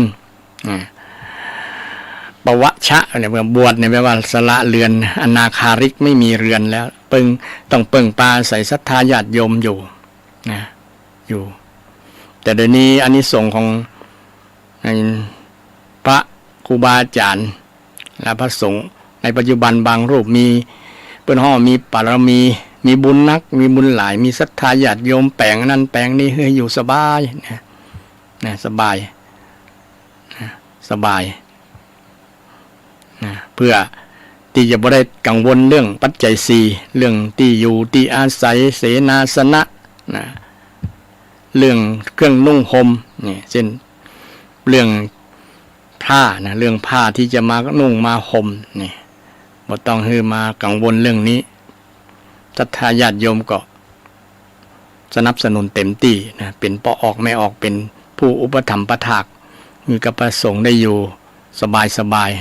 ได้ศึกษาได้ปฏิบัติคัดเกลาตัวเก่าได้ศึกษาพระธรรมวินัยแล้วก็มาศรัทธาญาติโยมได้ฟังประมาณนั้นก็เลยเป็นที่มาของศรัทธาญาติโยมที่ได้แปลงได้สร้างอย่างต่างๆแต่บางที่บางแห่งก็ยังขาดตกบกพร่องยังบ่มีถาวรวัตถุเสนาสนะต่างๆที่จะใจสอยเวลาศรัทธาญาติโยมจะมาทำบุญทำกุศลก็ลำบากบ่มีวิหารบ่มีศาลาที่จะบำเพ็ญบุญก็เลยต้องระดมทุนกันนี่ก็เป็นที่มาของการระดมทุนทำบุญช่วงออกพรรษาคือบุญกฐินบุญกฐินจริงบุญกฐินเนี่ยเมื่อ โยมมาถึงบุญกฐินเนี่ยศรัทธาญาติโยมฟังนะจริงกฐินกับคือมันเป็นชื่อของนั้นไม้สะดึงที่เป็นไม้แบบการทำผ้าไม้แบบการทำผ้าของพระสงฆ์ในสมัยโบราณพระสงฆ์ต้องทำผ้าเองต้องแปลงผ้านะต้องใจพระสงฆ์อย่างน้อย5 รูปขึ้นไปช่วยกันแปลงกันเสร็จทำเสร็จแล้วก็จะมาประชุมกันว่าจะยกผ้าผืนนี้ให้ไผ่เป็นเรื่องการเสียสละเช่นเดียวกันนะช่วยกันแล้วก็แต่บางครั้งอาจจะผิดหวังนะ อาจจะผิดหวังเพราะว่าแต่ละท่านแต่ละรูปเนี่ยนะไปเสาะผ้าพระบางสุกุลผ้าเปื้อนฝุ่นเนี่ยนะมาเย็บมาย้อมมาตัดมาทำกันเองแต่สมัยนี้ก็ยังมีบอกกี่วัดที่ตุเจ้าทำผ้าเองแต่ส่วนหลาย90 กว่า%นี่ก็ศรัทธาก็ซื้อมาจากบูชา จะว่าซื้อเนาะซื้อมาจากร้านสังฆพันธ์ร้านสังฆพันธ์มาสมมุติเป็นผ้า กฐินคือตุเจ้ามาอุปโลกกันว่าจะยกผ้านี้ให้ไผนี่เพราะว่าในพระวินัยก็มีอยู่ว่าผ้าที่จะทำผ้ากฐินนั้นมี1ผ้าใหม่2ผ้าเทียมใหม่3ผ้าเก่า4ผ้าบางสุกุล5ผ้าตกตามร้านผ้า5ประการนี้5ตกตามร้านนี่ก็คือเดี๋ยวนี้เนี่ยก็ศรัทธาญาติโยมไปซื้อผ้าไปซื้อผ้ามานี่เนี่ยก็เลยเกี่ยวข้องกับเรื่องเงินเรื่องทองจริงๆนะสมัยพุทธกาลจริงๆผมมีเรื่องเงินเรื่องทองแต่ว่ามันคนละยุคละสมัยแต่นี้สมัยปัจจุบันนี้ศรัทธาญาติโยมก็ต้องระดมกันเข้าหุ้นกันเข้าสามัคคีกันช่วยกันซึ่งถือกติที่สมัยพระพุทธเจ้านามว่ากัสสปะเนี่ยพระพุทธเจ้านามว่ากัสสปะมีตินน้ำบานนะตินน้ำบานเป็นตุ๊กตะเนี่ยสละผ้าเก่าตัวเก่าเนี่ยขายแล้วเอาเงินส่วนนี้ไปซื้อเป็นได้นะเป็นเข็มซื้อเข็มซื้อได้เป็นได้นะไปเย็บสำหรับเย็บย้อมเป็นผ้ากฐินในสมัยพุทธกาลนามว่ากัสสปะถ้าสมัยโคตมะหรือพระพุทธเจ้าปัจจุบันเนี่ยนะโคตมะหรือว่าสิทธัตถะเนี่ยนะก็มีพระนางวิสาขานางวิสาขานี่เป็นมหาอุบาสิกาเนี่ยเป็นคนถวายผ้ากฐินคนแรกในโลกในพระพุทธกาลนี้นะเพราะว่าหันความจำเป็นตุเจ้านี่ชาวเมืองปาฐะเนี่ยมีผ้าอันขาดวิ่นมีผ้าเก่าหลังจากจำพรรษาใกล้ๆเมืองสาวัตถีอยู่เมืองสาเกตเนี่ยชาวปาฐะภิกษุชาวปาฐะมาเข้าพรรษาที่พระพุทธเจ้าประทับอยู่บทนั้นก็เลยจำพรรษานั้นพอออกพรรษาแล้วก็เร่งด่วนมาเพื่อมาเข้าเฝ้าพระพุทธเจ้ามาฟังเทศน์ฟังธรรมนั่นแหละอยากจะหันหน้าพระพุทธเจ้าว่าพระพุทธเจ้านี่เป็นผู้ที่คนอยากจะปะนักที่สุดในสมัยนั้นเพราะว่าพระองค์มีความพร้อมเพียบพร้อมทุกอย่างกำอู่กำจากำม่วนฟังแล้วก็สบายใจปนตุกพระภิกษุก็เช่นเดียวกันอยากมาฟังเทศน์ฟังธรรมแล้วก็อยากมาหันหน้าพระองค์แต่ด้วยสภาพสมัยนั้นมันตุเจ้าก็ลำบากด้วยเรื่องผ้าเดินทางมาก็บ่มีผ้าเปลี่ยนผ้าก็ได้วินได้ขาดได้ปุดได้ขาดมันก็เป็นความลำบากของพระสงฆ์นางวิสาขาหันความลำบากนั้นก็เลยปวารณาขอถวายผ้าก็เลยเกิดเป็นผ้ากฐินที่พระสงฆ์นำผ้านั้นมาใจเป็นครั้งแรกคือพระสงฆ์ที่จะต้องสมมุติคือแต่งตั้งกันว่า ให้จะยกผ้าเนี่ยมอบให้ไผ่ในสมัยนั้นมี30รูปเนาะก็มองหันว่ารูปที่ผ้าที่ปุดเก่าที่สุดในนั้นเป็นไผ่ก็ยกให้คนนั้นรูปนั้นแล้วผ้านอกนั้นก็จะจำหน่ายจ่ายแจกตามสมควรเห็นประสงค์ที่มีผ้าเก่ากว่าก็คือผ้าเก่ากว่าไปเก่าใหม่น้อย มีความใหม่อยู่น้อยก็ตามลำดับความจำเป็นนั่นนะนี่ก็เป็นประวัติของการกฐินเลยเป็นที่มาที่ช่วงออกพรรษาแล้วก็เป็นช่วงที่การกฐินถวายผ้ากฐินผ้าที่พระภิกษุทำเองแต่นี้ภิกษุบ่ได้ทำเองส่วนนัก90%กว่าคือสมมุติว่าผ้านั้นมัน ลอยมาโดยหน้าภาอากาศแล้วตกมาทิ่มท่ามกลางระหว่างสงฆ์ จำได้เฉพาะเจาะจงลงไปว่าเป็นของพระภิกษุรูปใดรูปหนึ่งก็หาบ่ได้เนี่ยนะก็สมมุติแต่เอาเพราะว่าผ้านั้นมาจากผ้าที่ตกตามร้านอย่างที่ได้กล่าวเบื้องต้นนะศรัทธาได้นำมาจากผ้าที่ตกตามร้านจากร้านสังฆพันธ์นั่นแหละนะเอามาถวายในช่วงนี้เป็นผ้ากฐินนะถวายช่วงหลังจากยี่เป็งไปแล้วเป็นผ้าป่าเป็นว่าขบดีจีวรนะผ้าป่านี้จะถวายรูปใดรูปหนึ่งก็บ่ต้องมีการมอบผ้าคืออย่างมอบผ้าคืออย่างช่วงเดือนออกพรรษาไปแล้วถึงยี่เป็งคือบ่มีพระสงฆ์ที่จะมาชุมนุมกันนอกจากที่ว่าถวายเป็นสงฆ์ถ้าถวายเป็นสงฆ์ก็จะมีการประชุมสงฆ์เช่นเดียวกันแต่ส่วนนักจะถวายเป็นปฏิบุคลิกทานคือถวายเจาะจงรูปใดที่เหมาะสมหรือว่าศรัทธารูปใดรูปหนึ่งก็ไปถวายได้นอกนั้นก็เป็นผ้าป่าเป็นผ้าข้าบดีจีวรนะอันนี้เรื่อง เรื่องการสละเรื่องการสละการปลงวางมาถึงการเรื่องกฐินให้ศรัทธาญาติโยมฟังที่พุทธแล้วในเรื่องที่สุด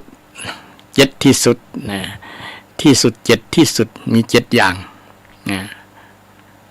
ลืมปัญหาทบทวนปัญหาที่ในพุทธที่แล้วให้ศรัทธาญาติโยมได้ฟังกันคนที่บ่เคยฟังตะกี้ก็มีศรัทธาญาติโยมว่าเป็นเสียงไผบ่ใช่เสียงท่านพระครูประภัตอาจารย์พระครูประภัตชัยคุณก็เรามาก็คือพระครูสิริอมราภิรัตน์ทำหน้าที่จัดรายการ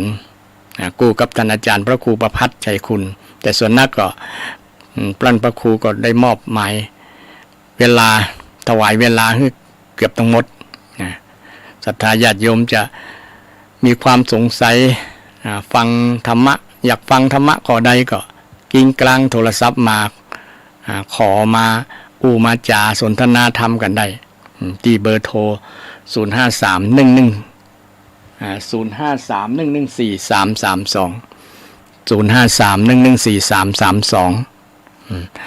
ก็จะได้สนองเจตนารมณ์ศรัทธาญาติโยมที่ฟังกันตะกี้ได้เรื่องการอย่างที่เบาที่สุดก็คือการปล่อยวางพระพุทธเจ้าได้ตรัสว่าปล่อยวางปล่อยปลงรู้จักปลงด้วยพ่องเน้อไผปลงก็เบาไผเอาก็นักไผเอาไว้นักก็นักปลงวางก็เบาเอาก็หนักวางก็เบาเอาก็หนักนี่เป็นกฎธรรมชาติธรรมดายิ่งเอาใจ ใจที่มันแบ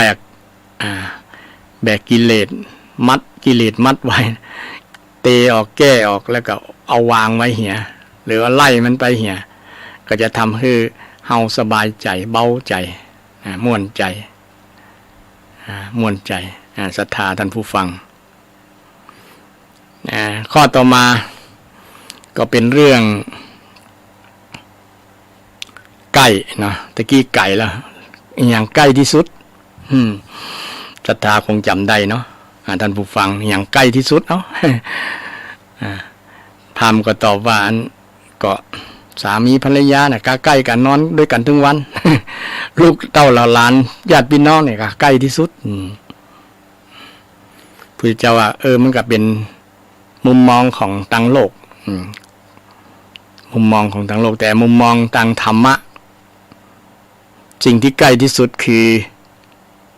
ความตายมัจจุราช มัจจุมานมัจจุราชเนี่ยเป็นสิ่งที่ใกล้ตัวที่สุดเลยเนี่ยอยู่ที่ลมหายใจมันใกล้บ่ใกล้ก็อยู่ที่ลมหายใจหายใจเข้าบ่หายใจออกอะเดสมอลเล่นะตายเลยนะ ฉะนั้นพระองค์จึงสอนเรื่องอานาปานสติ คือมันหายใจเข้าหายใจออกนะมีสติอยู่ที่ลมหายใจนะอานาปานสตินะจริงๆความตายของคนเฮาเนี่ยมี3ประการเนาะเปิ้นเฮาอันอย่างแรกนี้คณิกะมรณะนี่คณิกะมรณะนี่เฮาตายทุกวินาทีนะศรัทธาหมายถึงจิตเนี่ยจิตความคิดนี่ความคิดเนี่ยความคิดแต่ก่อนหน้านี้นะมันตายไปแล้วนี่แต่ปัจจุบันนี้กำลังคิดอย่างอยู่เฮาก็พิจารณารู้ตัวหรือแม้แต่เซลล์เซลล์ในร่างกายของเรานะผิวหนังมันเนี่ยนะมันก็เซลล์ใหม่ก็เกิดมาเรื่อยเซลล์เก่าก็ตายไปนะเอาเราสังเกตดูส่องกระจกดูว่าปีแล้วกับปีนี้นะเนื้อหนังมังสาของเราเหมือนเดิมก็บางทีมันมีอย่างเกิดแมนขึ้นมาเช่นฝ้าไฝกะก็นะบุขึ้นบนใบหน้ารอยเหี่ยวย่นก็มันเนี่ยแสดงว่าสิวเซลล์เซลล์มันเคยเป็นหนุ่มมันแก่ไปนะมันก็เหี่ยวย่นมันก็ตายง่ายตายนะทีนี้ฉะนั้นความตายยิ่งใกล้ตัวเฮาอยู่ตลอดเวลาศรัทธานี่ตายแบบทุกขณะนะตายแบบทุกขณะเซลล์ตายขณะจิตที่มันคิดมันดับไปแล้วคิดจิตที่ได้หันก็ดีได้หันรูปอันนั้นได้ยินเสียงอันนี้ได้ริมรสได้กินอันนั้นมันพร้อมเกิดแป๊บๆบางครั้งเฮาตัวบทตันกับความเกิดดับของจิตใจมันโวยจิตนี่มันโวยศรัทธาโวยใจความเร็วจับบ่ได้เลยนะเร็วกว่าแสงกว่าเสียงแสงเสียงเพิ่นยังกำหนดวัดระยะวัดวัดความเร็วมันได้ว่ากี่นาทีมันเร็วต่อใดเนี่ยมันวัดได้แต่จิตของคนเฮานี่วัดบ่ได้เลยนะมันโวยิ่งกว่าสังเกตศรัทธาเคยไปที่ไกลๆนะเนี่ยศรัทธาลองคิดดูถึงแล้วนะคิดเช่นเคยอยู่กรุงเทพมาอยู่เชียงใหม่เคยอยู่เชียงใหม่ไปอยู่กรุงเทพนี่คิดแป๊บเดียวเลยเครื่องบินยังใช้เวลาเป็นชั่วโมงก่อนถึงจะมาถึงเชียงใหม่กรุงเทพไปเชียงใหม่มากรุงเทพเชียงใหม่ไปกรุงเทพมาเชียงใหม่นี่ใช้เวลาเกือบชั่วโมงแต่แค่คิดเนี่ยแป๊บเดียวถึงแล้วบ่ถึงวินาทีด้วยซ้ำนี่มันโวยขนาดไหนนี่จิตมันโวยเนี่ยจิตที่ศรัทธาฟังตะกี้นี่ขณะฟังเนี่ยคิดอาจจะคิดเรื่องอื่นๆตัวนะเนี่ยความคิดอันนั้นมันตายไปแล้วนะดับไปแล้วเพื่อนว่าภาษาชาวบ้านห้องมันตายนะดับความคิดมันดับความคิดใหม่ก็เกิดขึ้นเนี่ยไอ้ความตายนี่แหละความดับนี่แหละมันเกิดเนี่ยภาษาสิ่งที่ใกล้ที่สุดก็คือความดับความตายนะใกล้ตัวเฮาเนี่ยได้เดิมเกิดขึ้นทุกวินาทีเลยที่ห้องว่าคณิกะมรณะเนี่ยนะมรณะและที่นี้ตายโดยสมมุตินะตายโดยภพนี้ไปสู่ภพนี้ไปเนาะตายโดยสมมุติมรณะเช่นตายจากมนุษย์ไปเป็นเทวดาหรือว่าไปเป็นสัตว์เดรัจฉานนี่เพื่อน้องตายโดยสมมุติคือได้ตั้งชื่อกันไว้นะกำหนดตั้งชื่อตั้งภพภูมิที่จะไปนะที่พระเจ้าได้บัญญัติทรงบัญญัติไว้นะเป็นภพเป็นภูมิอันนี้ก็ตายในรูปแบบหนึ่งที่ตายโดยร่างกายตายนะเบญจขันธ์ตายเบญจขันธ์ตาย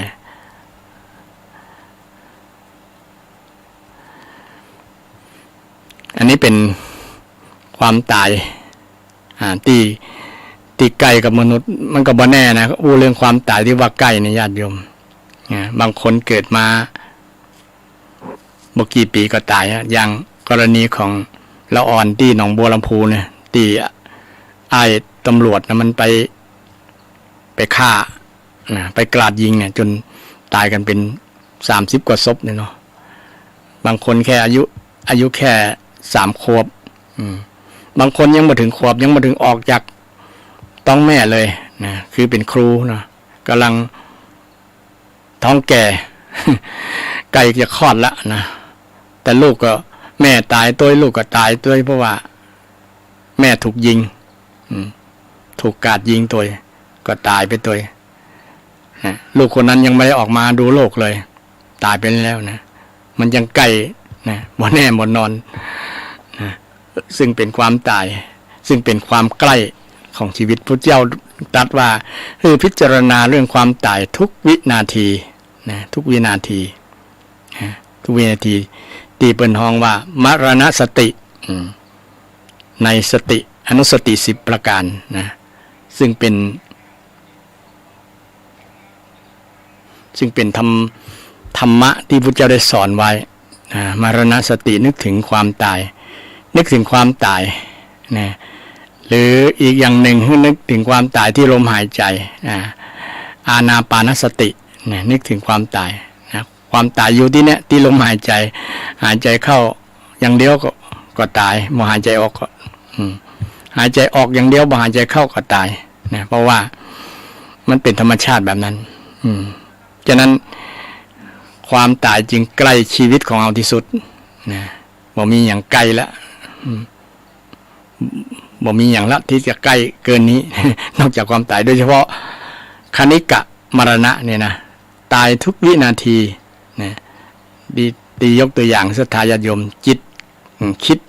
หรือว่าเซลล์ต่างๆในร่างกายถ้าพูดถึงเรื่องร่างกายเนาะตายทุกขณะมันเกิดมันตายทุกขณะอันนี้เป็น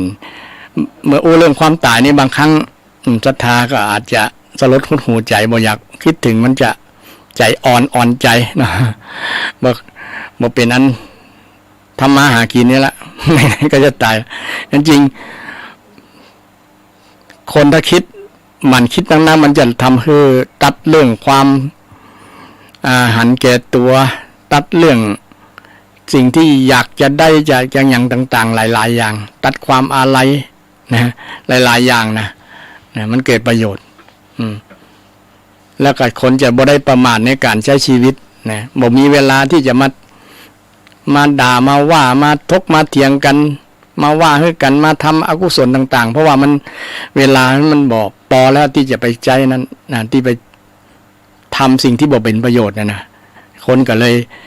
เมื่อพิจารณาถึงเรื่องความตายก็จะได้ทำสิ่งที่มีคุณค่าเป็นประโยชน์โดยเฉพาะเป็นประโยชน์กับตัวเก่าเป็นประโยชน์กับคนฮักกับลูกกับหลานกับสามีภรรยาเนี่ยนะจะได้ทำประโยชน์ต่อกันเนี่ยนึกถึงความตายเป็นลักษณะนั้นจะได้เร่งรีบอันนี้ก็บ่ได้ทำละเอาทำเนี่ยบ่แน่เนาะเอาอาจจะบ่ได้ทำนะอาจจะเสียชีวิตไปก่อนบางคนตั้งใจไว้แล้วนะศรัทธาตั้งใจว่าจะทำอันนั้นทำนี้แต่บ่ได้ทำนะเพราะว่ามัจจุมาพะพลัดพรากจากของเขาไปก่อนนะทำให้พลาดโอกาสที่จะได้ทำคุณงามความดีต่างๆเนี่ยนะดังนั้นคนส่วนนักคนแต่ก่อนเนาะถึงวัยอายุ60มาแล้วเนี่ยเพิ่นถึงเข้าวัดเข้าวามาเจริญนี่แหละมรณสตินะมาพัฒนาเรื่องศีลเรื่องสมาธิเรื่องปัญญาโมเนี่ยนะจะได้ทำสิ่งที่เป็นสาระประโยชน์กับชีวิตเพราะว่าหัวชีวิตมันน้อยนะถึงแม้ว่าตัวเลขจะเป็น100นะแต่ว่ามันบ่แน่มันใกล้ไง มันบ่แน่อย่างที่ได้ยกตัวอย่างนะบางคนยังบ่ได้ออกจากท้องแม่เลยก็ตายแล้วนะตายไปนะยังบ่ได้รู้ว่าโลกนี้เป็นจะได้เลยนะฉะนั้นความตายจึงเป็นสิ่งที่ใกล้ตัวที่สุดใกล้ชีวิตของเราที่สุดเลยนะความตายอย่างประเภทหนึ่งที่มี3อย่าง3อาการอันแรกคือคณิกะมรณะอันที่2สมมุติมรณะอันที่3สมุจเฉทมรณะคือการตายของพระอรหันต์การตายของพระอรหันต์นี่คือตายแบบบ่ได้ปิกเกิดมาเป็นมนุษย์เป็นคนนี่แหละนะ คือนิพพานนะแล้วก็ตายก่อนด้วยนะคือกิเลสมันตายจากจิตจากใจกิเลสของผู้ที่สำเร็จเป็นพระอรหันต์นะตายจากจิตจากใจแต่ยังมีเบญจขันธ์อยู่ยังมีลมหายใจอยู่นะแต่ว่ากิเลสมันได้ตายจากใจไปแล้วนะมันบ่มาเกิดกับใจแล้วนะกิเลสมันตายแล้ว ฆ่ามัน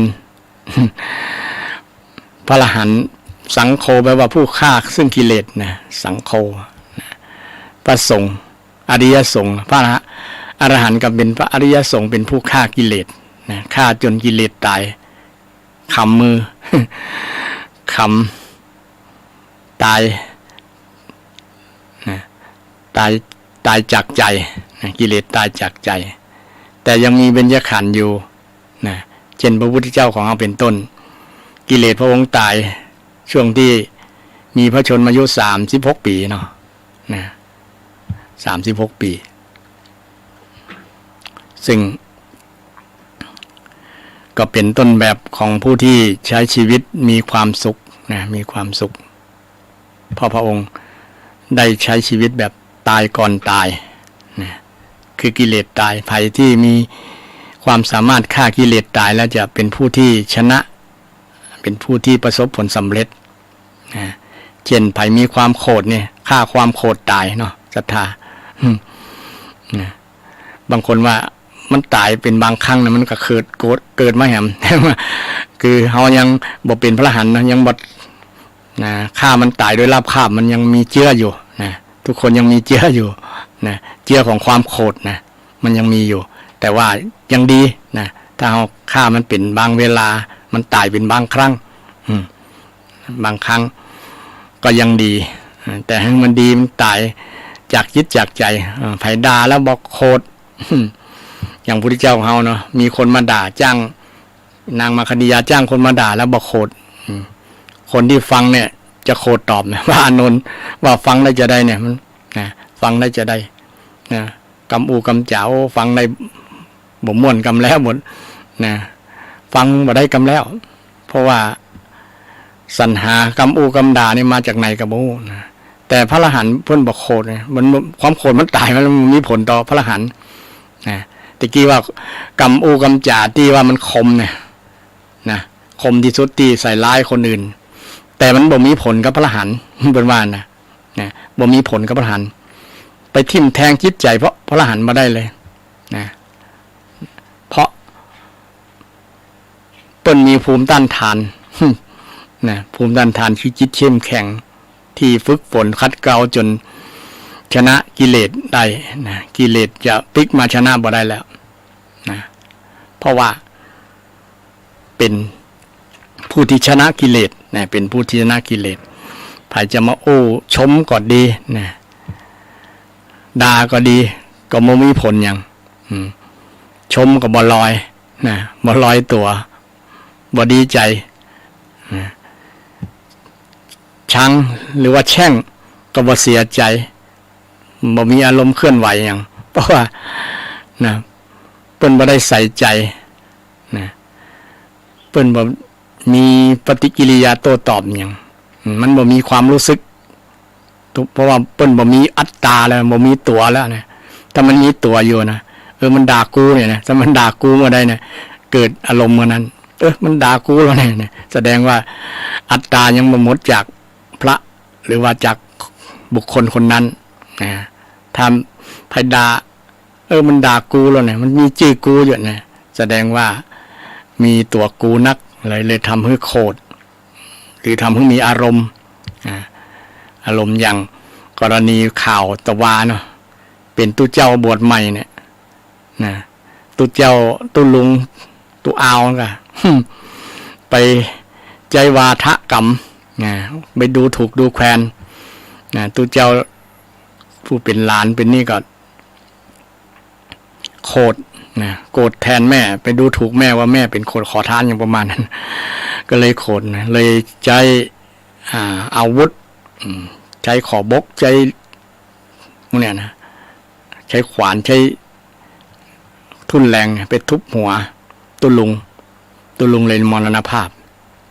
เนี่ยมันมีตัวกูนักไอ้คนเนี่ยนะว่าแม่กูเราว่าตัวกูแล้วเนี่ยเลยโคตรนะถ้าตุลุงบทใจคำอันเป็นว่าปิสุนาวาจาเสียดแทงนะหรือว่าพลุสวัสดิ์นะพลุสวัสดิ์นี่คำม่วนนะเนาะแปลโดยภาษาบาลีก็คือขวานผ่าซาก นะคำที่เป็นขวานผ่าซากเนี่ยมันฟังแล้วบ่ม่วนหู แล้วมันมีผลกระทบต่อคนฟังนะผลกระทบต่อคนฟังมีผลมากๆนะทำให้มีปฏิกิริยาโต้ตอบนะโต้ตอบในความรุนแรงแสดงพฤติกรรมออกมาจากคนที่ถูกว่านะถูกกล่าวถูกพาดพิงเลยทำให้เกิดเป็นห้องเกิดฆาตกรรมเกิดขึ้นเพราะวาทกรรมนี่วาทกรรมมีผลมันคมอย่างที่ได้ข้อแรกว่าอะไรอย่างที่คมที่สุดเนี่ยนะตุลุงใจคำเนี่ยคำเนี่ยไปบาดจิตบาดใจไปแทงจิตแทงใจตุเจ้าตนนั้นเลยตุเจ้าตนนี้ได้รับความเจ็บใจนะเพราะว่ามันคำมันแทงใจมันทิ่มแทงจิตใจตุเจ้าตนนมเนี่ยนะเลยบันดาลโทสะนะบันดาลโทสะให้เกิดการฆาตกรรมเกิดขึ้นนี่ก็เป็นอุทาหรณ์เป็นเรื่องอย่างที่ต้องระมัดระวังเรื่องกำจ่าเช่นเดียวเพราะว่ามันเป็นคมเนาะเป็นคมส่วนนักคนจะใช้คมมันเนี่ยนะ อาวุธตัวเนี่ยทิ่มแทงกันส่วนนักนะถึงวันเนี่ยเป็นข่าวก็กำจ่าเนี่ยทิ่มแทงกันนะมันทำให้เกิดปฏิกิริยาโต้ตอบโต้กันนะเป็นเรื่องเป็นราวเป็นคดีกันเพราะมาจากใจวาทกรรม โดยเฉพาะใช้วจีทุจริตนี่วจีทุจริตนี่ที่พระพุทธองค์ได้ทรงให้เว้นจากวจีทุจริตนี่ไปใช้วจีสุจริตนี่สุจริตแทนเป็นใดถึงว่าใช้วจีสุจริตก็เพราะว่ามันตัดปัญหาเรื่องหมู่นี้แหละที่จะเกิดขึ้นนะคนเฮาพิษหัวกันก็เรื่องกำจ่าแม่นก็ศรัทธาถึงวันเนี่ยนะกำจ่านะกำจ่าแม้แต่พุทธเจ้าก็ใช้กำจ่าบางอย่างและมีผลกระทบต่อพระองค์เช่นเดียวกัน อย่างนางมาคันธิยาเนี่ยนะพระองค์ว่าโอ้นะคนงามกว่านี้เฮาก็บ่ยังบ่สนใจกันนะ เพราะว่านางมาคันธิยาไปคล้ายๆว่าจะไปเสนอตัวเป็นคู่ครองว่าตัวเก่านี่งาม ไปแสดงตัวว่าจะมาเป็นสีภรรยาของพระองค์ก็ได้เปรียบเปรยว่าขนาดนางอรดีนางตันหาอรดีต่างๆงามกว่านี้นักเฮาก็ยังบ่สนใจประมาณเนี่ย นางได้ฟังแค่นี้กันน้อยอกมองใจโอ้ตัวเจ้านี่ยังมาดูถูกดูแคลนเฮาว่าเฮาบ่งามเนี่ยโคตรเนี่ยพระเจ้า ใช้กรรมเพื่อที่ให้เจตนาเพื่อที่ให้อันคนที่ปุ่นป้อเนี่ยนะได้บรรลุธรรมนะได้บรรลุธรรมแต่นางนี่มาโขดแทน นางมาโขดพระเจ้าเลยสั่งเลยจ้างคนมาด่านะนางมาคันธยานะที่สุดก็ได้รับกรรมอย่างรุนแรงด้วย ได้ตัดเป็นต้นแล้วก็เอาไฟเผาเอาไถกบโอ้รุนแรงมากเจ้าอุเทนนะเจ้าอุเทนที่เรื่องสามาวดีนะเคยศรัทธาญาติวงฟัง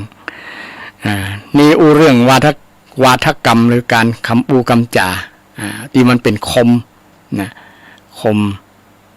สามารถทิ่มแทงจิตใจคนที่ยังเป็นปุถุชนได้อย่างมีประสิทธิภาพเลย มีประสิทธิภาพทุกวันนี้โซเชียลต่างๆเนี่ย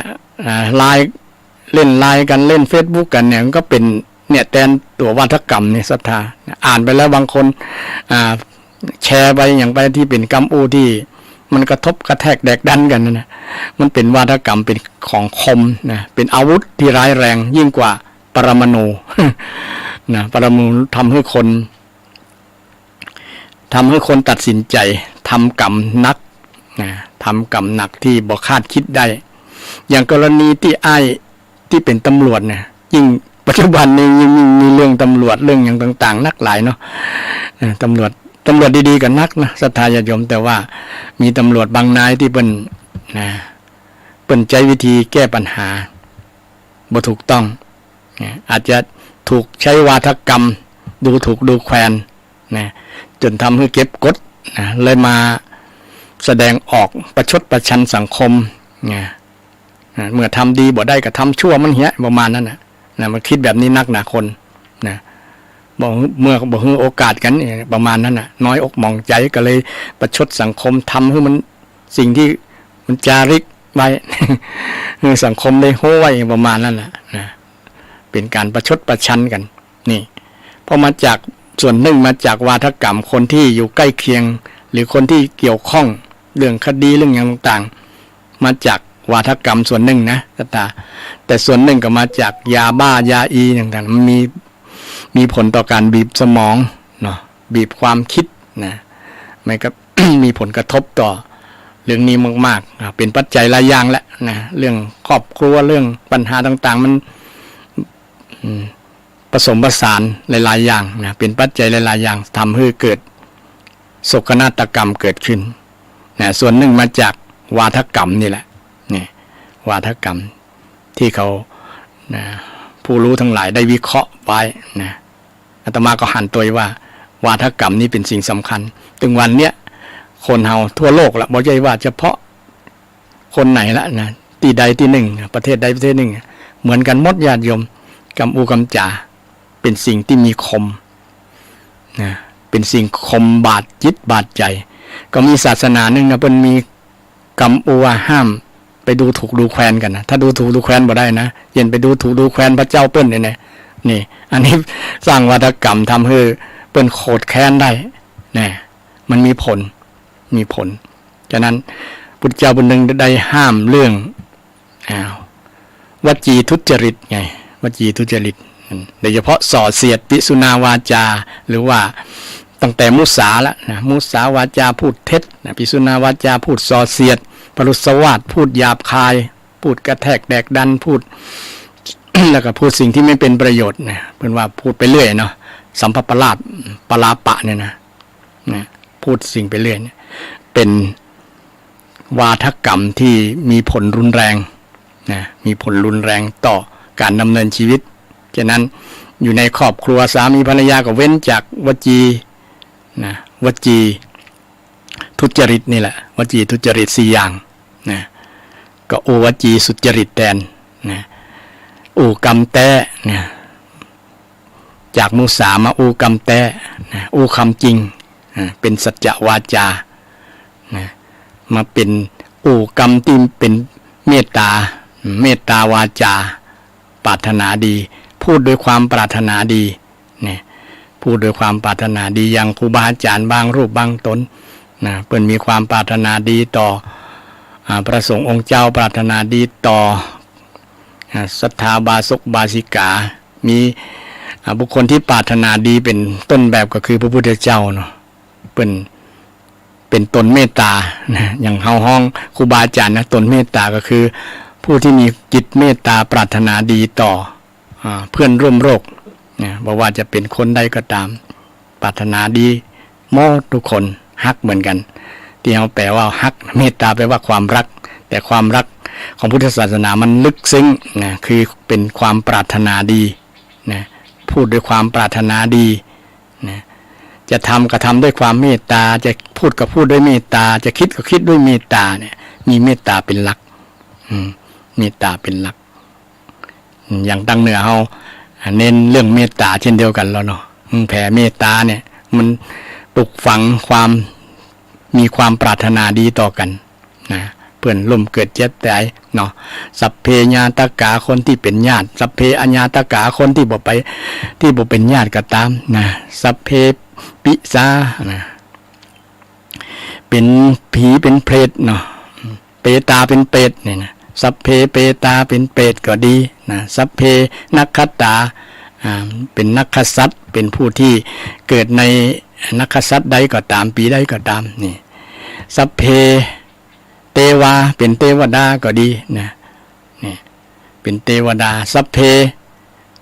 อย่างปิสายักขาเป็นยักษ์ก็ดียักขาเป็นยักษ์ก็ดีสัพเพอาจาริโยปัชฌายานะคือเป็นครูบาอาจารย์เนี่ยแผ่หือหมดนะแผ่หือหมดนี่หลักการแผ่เมตตาแผ่ความปรารถนาดีต่อกันบ้านเมืองก็จะอยู่เป็นสุขและศรัทธาศรัทธาท่านผู้ฟังนี่เป็นหลักการที่ดีของชาวพุทธ นะพุทธเจ้า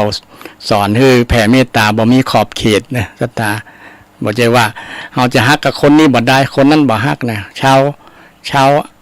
ที่บ่ใช่ชาวพุทธเขาจะบ่ฮักฮักชาวพุทธอย่างเดียวนี่เพิ่นบ่ได้มีขอบเขตแบบนี้นะเพิ่นบ่ได้ตั้ง เงื่อนไขบ่ได้ตั้งเงื่อนไขไว้แบบนี้แต่แผ่ให้หมดบ่ว่าจะเป็นไผก็ตามสัพเพสัตตานะบ่ได้เจาะจงนะสัพเพสัตตาสัพเพแปลว่าทั้งหมดเลยสปะเนี่ยภาษากำเมืองเนาะสปะสัพเพอันเดียวกันนะสัพเพสัพพะก็ถึงหมดเลยทั้งหมดเลยบ่ว่าจะเป็นมนุษย์เป็นเทวดาเป็นคนเป็นสัตว์เดรัจฉานนะเป็นญาติบ่ใช่ญาติเป็นยักษ์เป็นเปรตเป็นอสุรกายปิติวิสัยอย่างก็ตามเนี่ยแผ่ให้หมดเลยนะสุดยอดเลยญาติโยมนะเป็นของอัปปมัญญาอัปปมัญญาแปลว่าไม่มีประมาณนะไม่มีขอบเขตนะซึ่งเป็นวิธีการเจริญแผ่เมตตาตะกี้เรื่องวจีสุจริตที่ว่าพูดด้วยมีเมตตานะโยงมาถึงเรื่องการแผ่เมตตา แผ่เมตตาศรัทธาญาติโยมเพราะว่ามันเป็นสิ่งสำคัญในการดำเนินชีวิตในการดำเนินชีวิตอันนี้เป็นเรื่องของคำบรรยายจากพุทธิแล้วมาเล่าเพิ่มเติมมาทบทวนให้ศรัทธาญาติโยมแฮมเรื่องยังบทเสี่ยงแต่เนาะตะกี้เรื่องอันยังที่เบาที่สุดแล้วอันอย่างที่ง่ายที่สุดอันสุดท้ายข้อที่7สิ่งที่ง่ายที่สุดก็คือการฮื้อนะพุทธเจ้าว่าการฮื้อนี่ง่ายที่สุดเลย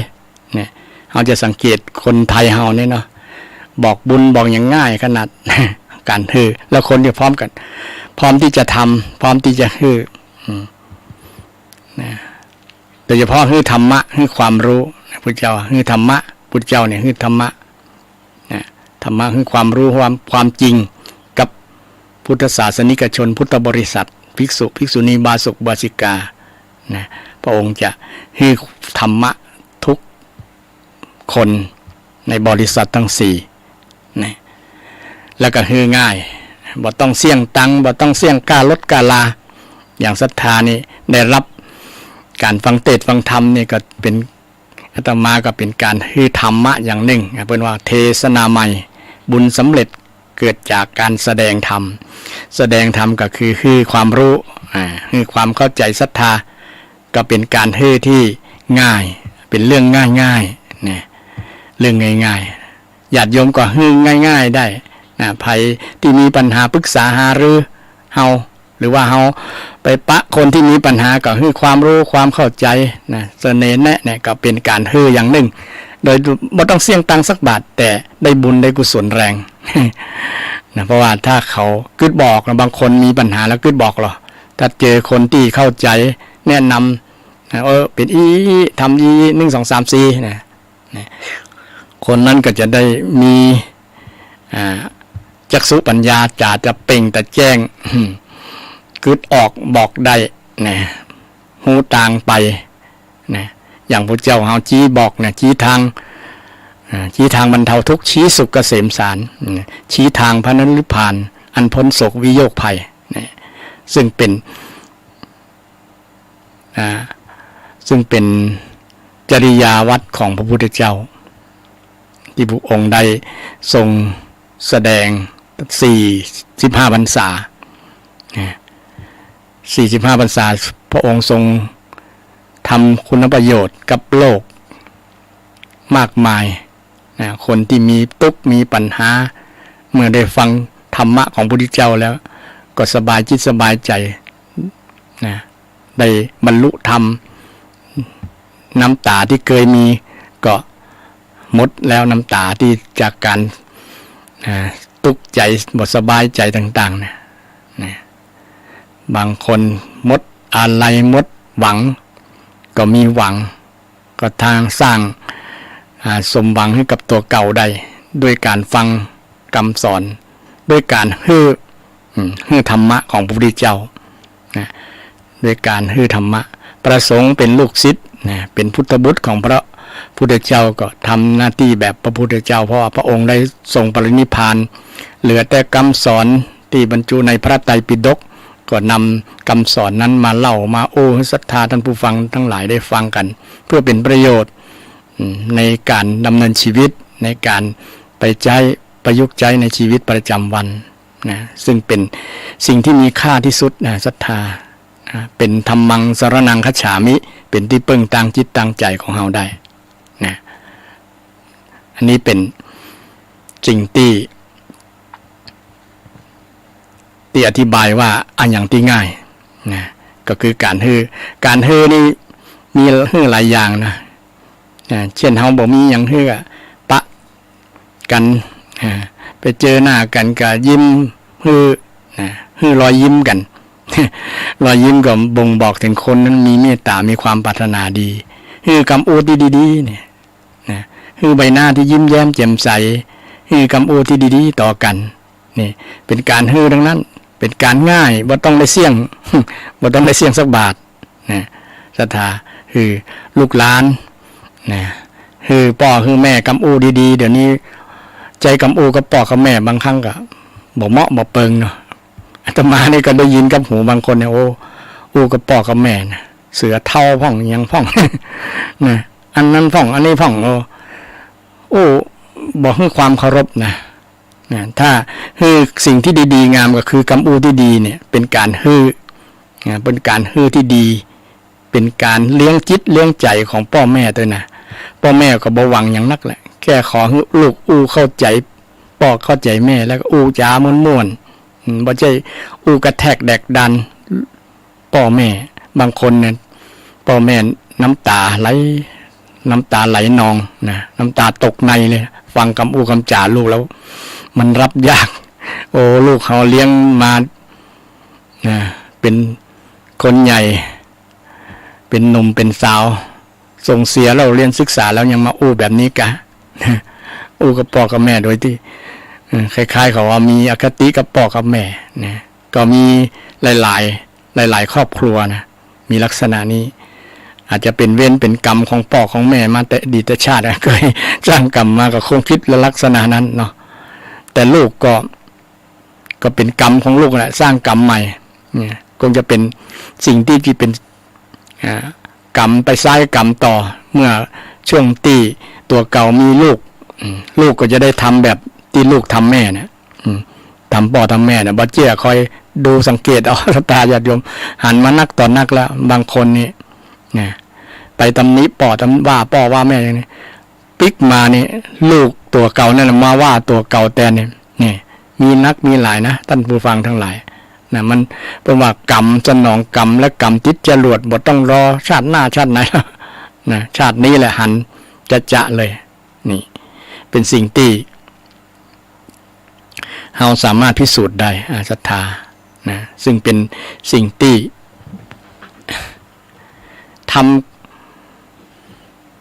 การที่ทำสิ่งที่ง่ายๆที่สุดก็คือการนะธรรมะ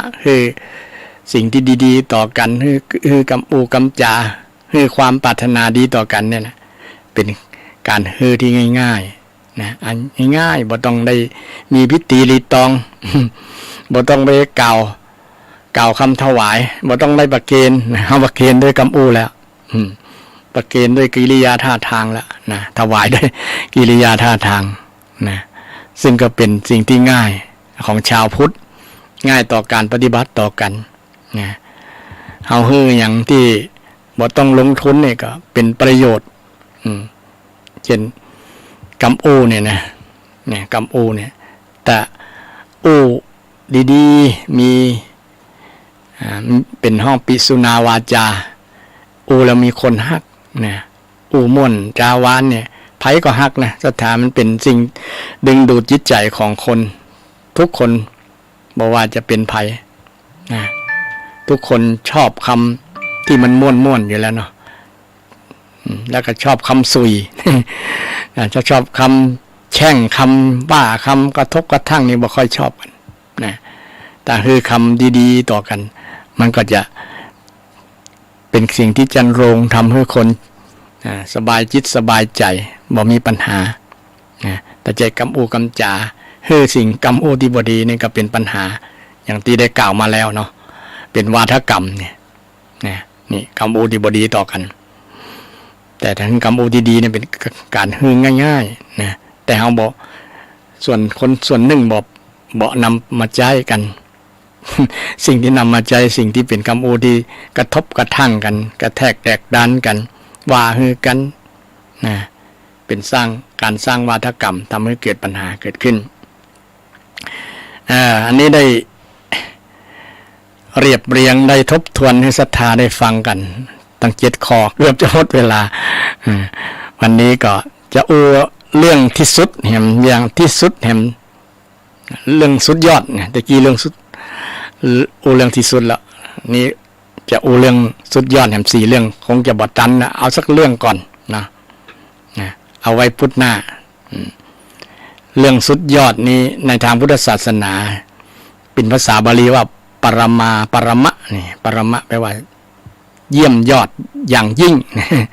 หรือว่าสุดยอดนั่นแหละนะภาษาสมัยใหม่แปลว่าสุดยอดภาษาชาวบ้านเนาะสุดยอดในหลักคำสอนทางพุทธศาสนาศรัทธาลองนึกว่าสุดยอดนะมีอะไรอย่างพ่องเกี่ยวกับเรื่องอย่างพ่องที่พุทธเจ้าได้ตรัสไว้อาตมาก็จะนำมาอูในที่นี้4 เรื่องสุดยอด4 เรื่องเยี่ยมยอดสุดยอดหรือว่าเยี่ยมยอด4 เรื่องเยี่ยมยอดอย่างแรกนั้นก็คือพระพุทธเจ้าได้ตรัสเรื่องความยินดีสมาเรื่องความบ่มีโลกอโรคยาปรมาราภานี่อโรคยาปรมาราภานี่มีคำว่าปรมาลาภาก็คือลาภนี่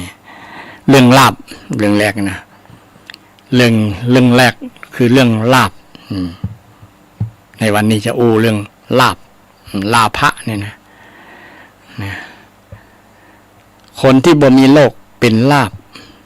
อันประเสริฐหรือว่าเป็นลาภอย่างยิ่งอย่างยิ่งยวดปรมะแปลว่ายิ่งอย่างยิ่งเนาะสุดยอดแล้วนะไผบ่มีโลกเนี่ยนะอโรคยาปรมาราภาเนี่ยเป็นภาษาบาลีเป็นคำสอนพุทธเจ้าแต่เฮามาตีความหมายว่าความหมายของคำนี้มันคืออย่างพ่องนะความหมายแรกก็คือการบ่มีโรคหมายถึงเรื่องโรคทางกายก่อนเนาะ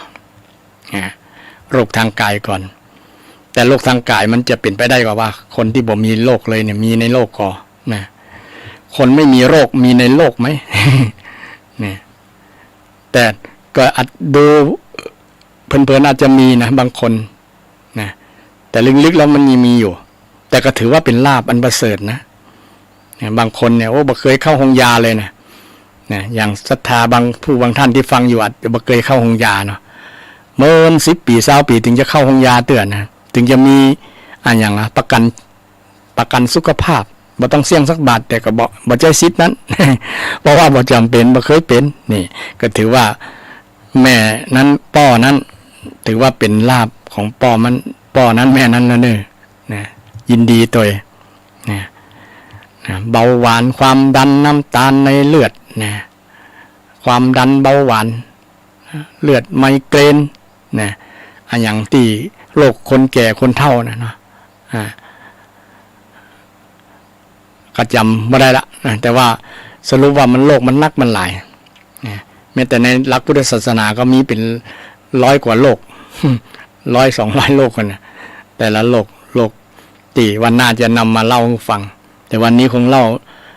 อาจจะบ่จบลงนี้นะเพราะว่าเดี๋ยวนี้ก็2:47 นาทีก็เปิดสายให้ศรัทธาญาติโยมได้กิ้งก้างเข้ามาได้เนาะวันนี้จะอู้เรื่องสุดยอดหรือว่าเยี่ยมยอด1 เรื่องก่อนใน4นั้นนะวันหน้าจะว่าเพิ่มเติมได้นำเรื่องราวต่างๆมาเพิ่มเติมคนที่บ่มีโรคอาจดูเผื่ออาจจะมีบางคน แต่ดูลึกๆแล้วจะมีอยู่นั่นแหละนะคนเผ่านึงตีเปินมีอายุยืน120 กว่าปีนะ120เลยนะสถานที่เวลาคนแก่คนเฒ่าบนหื้อปอน120นี่เป็นได้เนอะนะมีเผ่าคนเผ่านึงเปิ้นรักษาสุขภาพกายสุขภาพจิตของเปิ้นดีมากๆทำให้อายุยืนอายุยืนบ่มีโรคคำว่าโรคภาษาบาลีแปลให้ศรัทธาท่านผู้ฟังทั้งหลายได้ฟังไปว่าไม่เสียดแทงนะโรคแปลว่าเสียดแทงนะถ้ามีแปลว่าไม่เสียดแทงโรครู้ชัดธาตุในความเสียดแทงโลคะนั่นนะแปลว่าเสียดแทงสิ่งที่เสียดแทงร่างกายนะเช่นเป็นนั่นเป็นนี่อย่างยุคนี้มีโรคโควิดเนี่ยนะโรคที่เกิดจากเชื้อไวรัสนะมาเสียดแทงร่างกายบางคนก็เสียชีวิตไปทั่วโลกหลายล้านคนนะแต่เดี๋ยวนี้ก็ยังบ่หมดเตื้อนะก็ยังมีอยู่แต่ก็มันก็เบาบางไปพ้องเบาบางไปนักแล้วเนาะก็มีอยู่แต่ยังบ่ขาดบ่หายไปเตื้อซึ่งถือว่าโลกนี้ก็ครองสถิติเมินนักแกน่ะ 3-4 ปีเนาะ3 ปีปลาย จนว่าบ่เป็นนั้นทำมาหากินกันบางคนก็ล้มละลายเรื่องเศรษฐกิจนะทำมาหากินบ่ได้นะบางคนก็กลัวจนบ่เป็นอันทำอย่างนะพอโรคอันเนี้ยโรคโควิดเนี่ยนะโควิดบางคนว่าบอกกลัวโควิดกลัวกับเงินวิทย์เนี่ย เพราะว่ามันบ่มีงานทำเนาะงานทำผลกระทบไปหมดแม้แต่ตุเจ้าพระสงฆ์องค์เนนไปบิณฑบาตไปกุมบาตก็ลำบากมันก็บ่เว้นภายในโลกเนี่ยนะโรคเนี่ยตุเจ้าก็เป็นนะพระราชามหากษัตริย์ก็เป็นเศรษฐีก็เป็นคนจนคนรวยก็เป็นแต่รู้สึกว่าค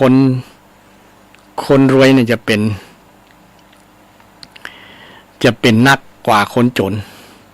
นะคนบ่มีจะกินคนที่อย่างเนี้ยเพราะว่าคนนี้จะมีภูมิคุ้มกันแข็งแรงนะร่างกายแข็งแรงนะมีภูมิคุ้มกันดีก็เลยทำให้บ่ได้รับอันตรายแต่บางคน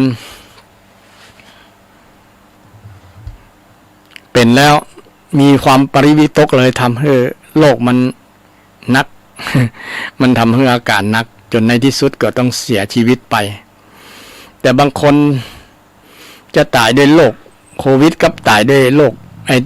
อย่างก็วัคซีนฉีดวัคซีนเกินไปก็มันภูมิคุ้มกันร่างกายมันเข้มแข็งบ่พอนะก็เลยเป็นผลข้างเคียง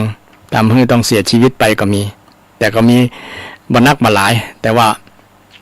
มีอยู่เพราะว่าฉีดเกินกูด้วยความกลัวแต่เดี๋ยวนี้ก็เป็นเรื่องของประชาชนแล้วจะพิจารณายังจะฉีดต่อหรือบ่ฉีดก็แล้วแต่นะเพราะว่าเพิ่นได้ยกเลิกเรื่องคณะกรรมการดูแลเรื่องนี้แล้วนะกฎหมายบางอย่างก็เลิกแล้วนะคือประชาชนดูแลตัวเก่าเองดูแลตัวเก่าระมัดระวังกันเองเดี๋ยวนี้ก็เป็นเพราะว่าเป็นนิสัยเคยชินแล้วเป็นความเคยชินของคนว่าเวลาจะไปไหนในที่ชุมชนก็ใส่แมสใส่อย่างป้องกันไว้ก็เป็นเรื่องดีนะแต่บางคนที่อึดอัดมันหายใจเบาลงบ่สะดวกก็บ่ใส่ก็เพิ่นก็บ่ว่าหยังนะแต่ว่ามันอยู่ที่ดุลพินิจของคนนั้นถ้าเฮามีภูมิคุ้มกันบ่เข้มแข็งพอก็ควรที่จะป้องกันระวังไว้ดีกว่าแต่ถ้าสุขภาพแข็งแรงดีก็คงจะบ่เป็นหยัง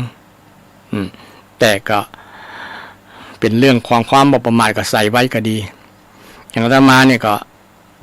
ใส่ไว้ว่าออกจากวัดไปแล้วก็ใส่ทุกวันแล้วนะเพราะว่าเคยชินแล้ว เนี่ยถามว่ากลัวก็บ่กลัวแต่ว่าป้องกันไว้เนาะบอกประมาทใจระบบแบบไม่ประมาทพระเจ้าว่าความประมาทเป็นหนทางตายนะความประมาทเป็นหนทางแห่งความตาย นะประมาทเพียงครั้งเดียวนะก็พลาดได้นะฉะนั้นก็ใส่ไว้ดีกว่านะใส่ไว้ดีกว่าแต่เกี่ยวกับเรื่องการฉีดวัคซีนเนี่ยก็แล้วแต่ภายจะพิจารณาแต่ในด้านความหันของอาตมาภาพนี้ก็คิดว่า2 เข็มก็พอดีแล้วนะบางคนเกินนั้นเพราะว่ามันจะมีผลข้างเคียงมากกว่านะก็ล่าสุดนี้ก็เคยไปงานศพของญาติเปิ่นพอฉีดวัคซีนเข็ม เข็มที่5แล้วเนี่ยปรากฏว่ามีผลข้างเคียงในวันต่อมาก็เสียชีวิตไปนะก็แสดงว่าเปิ่นมีภูมิคุ้มกันบ่พอที่จะสู้กับความรุนแรงของวัคซีนที่จะเข้าสู่ร่างกายมันมีผลกระทบมากกว่าเพราะว่าเป็นคนแก่แล้วฉะนั้นไผ่ที่อายุนักๆแล้วเขาบอกควรฉีดละเนาะศรัทธานะแต่คนหนุ่มก็ฉีดป้องกันคนที่จะเสี่ยงในการทำงานอยู่ชุมชนคนหลายคนนักคนหลายเนี่ยก็ควรป้องกันไว้ดีกว่าแต่คนแก่คนเฒ่าก็อาตมาแนะนำว่าบอกควรเพิ่มนะ2 อันก็พอละ 2 เข็มพอนะ2 เข็มพอบางคนฉีดแต่ระมัดระวังเรื่องนี้ดีกว่านะบอกไปคุกคีระมัดระวังใส่แมสบ่อยๆจะดีกว่าอันนี้ก็ด้วยความปรารถนาดีนะความปรารถนาดีให้กับท่านผู้ฟังทั้งหลายที่จะดำเนินชีวิตไป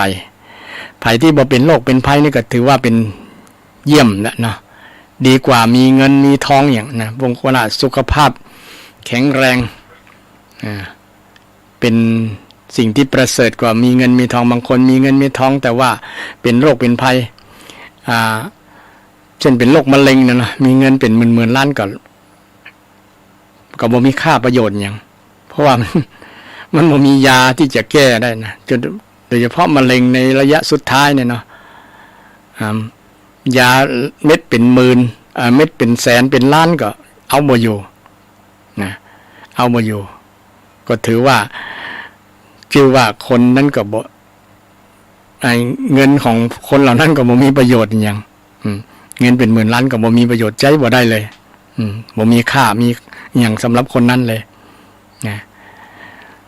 แต่ถ้าบ่มีโรคมีภัยก็ถือว่ามีค่ายิ่งกว่าเงินที่เราจะมีนะไปไหนได้สะดวกไปทำบุญทำกุศลไปวัดไปว่าไปแอวไปตั้งใดได้โมดเนี่ยคล่องตัวเนี่ยถือว่าเป็นคนที่เป็นคนแข็งแรง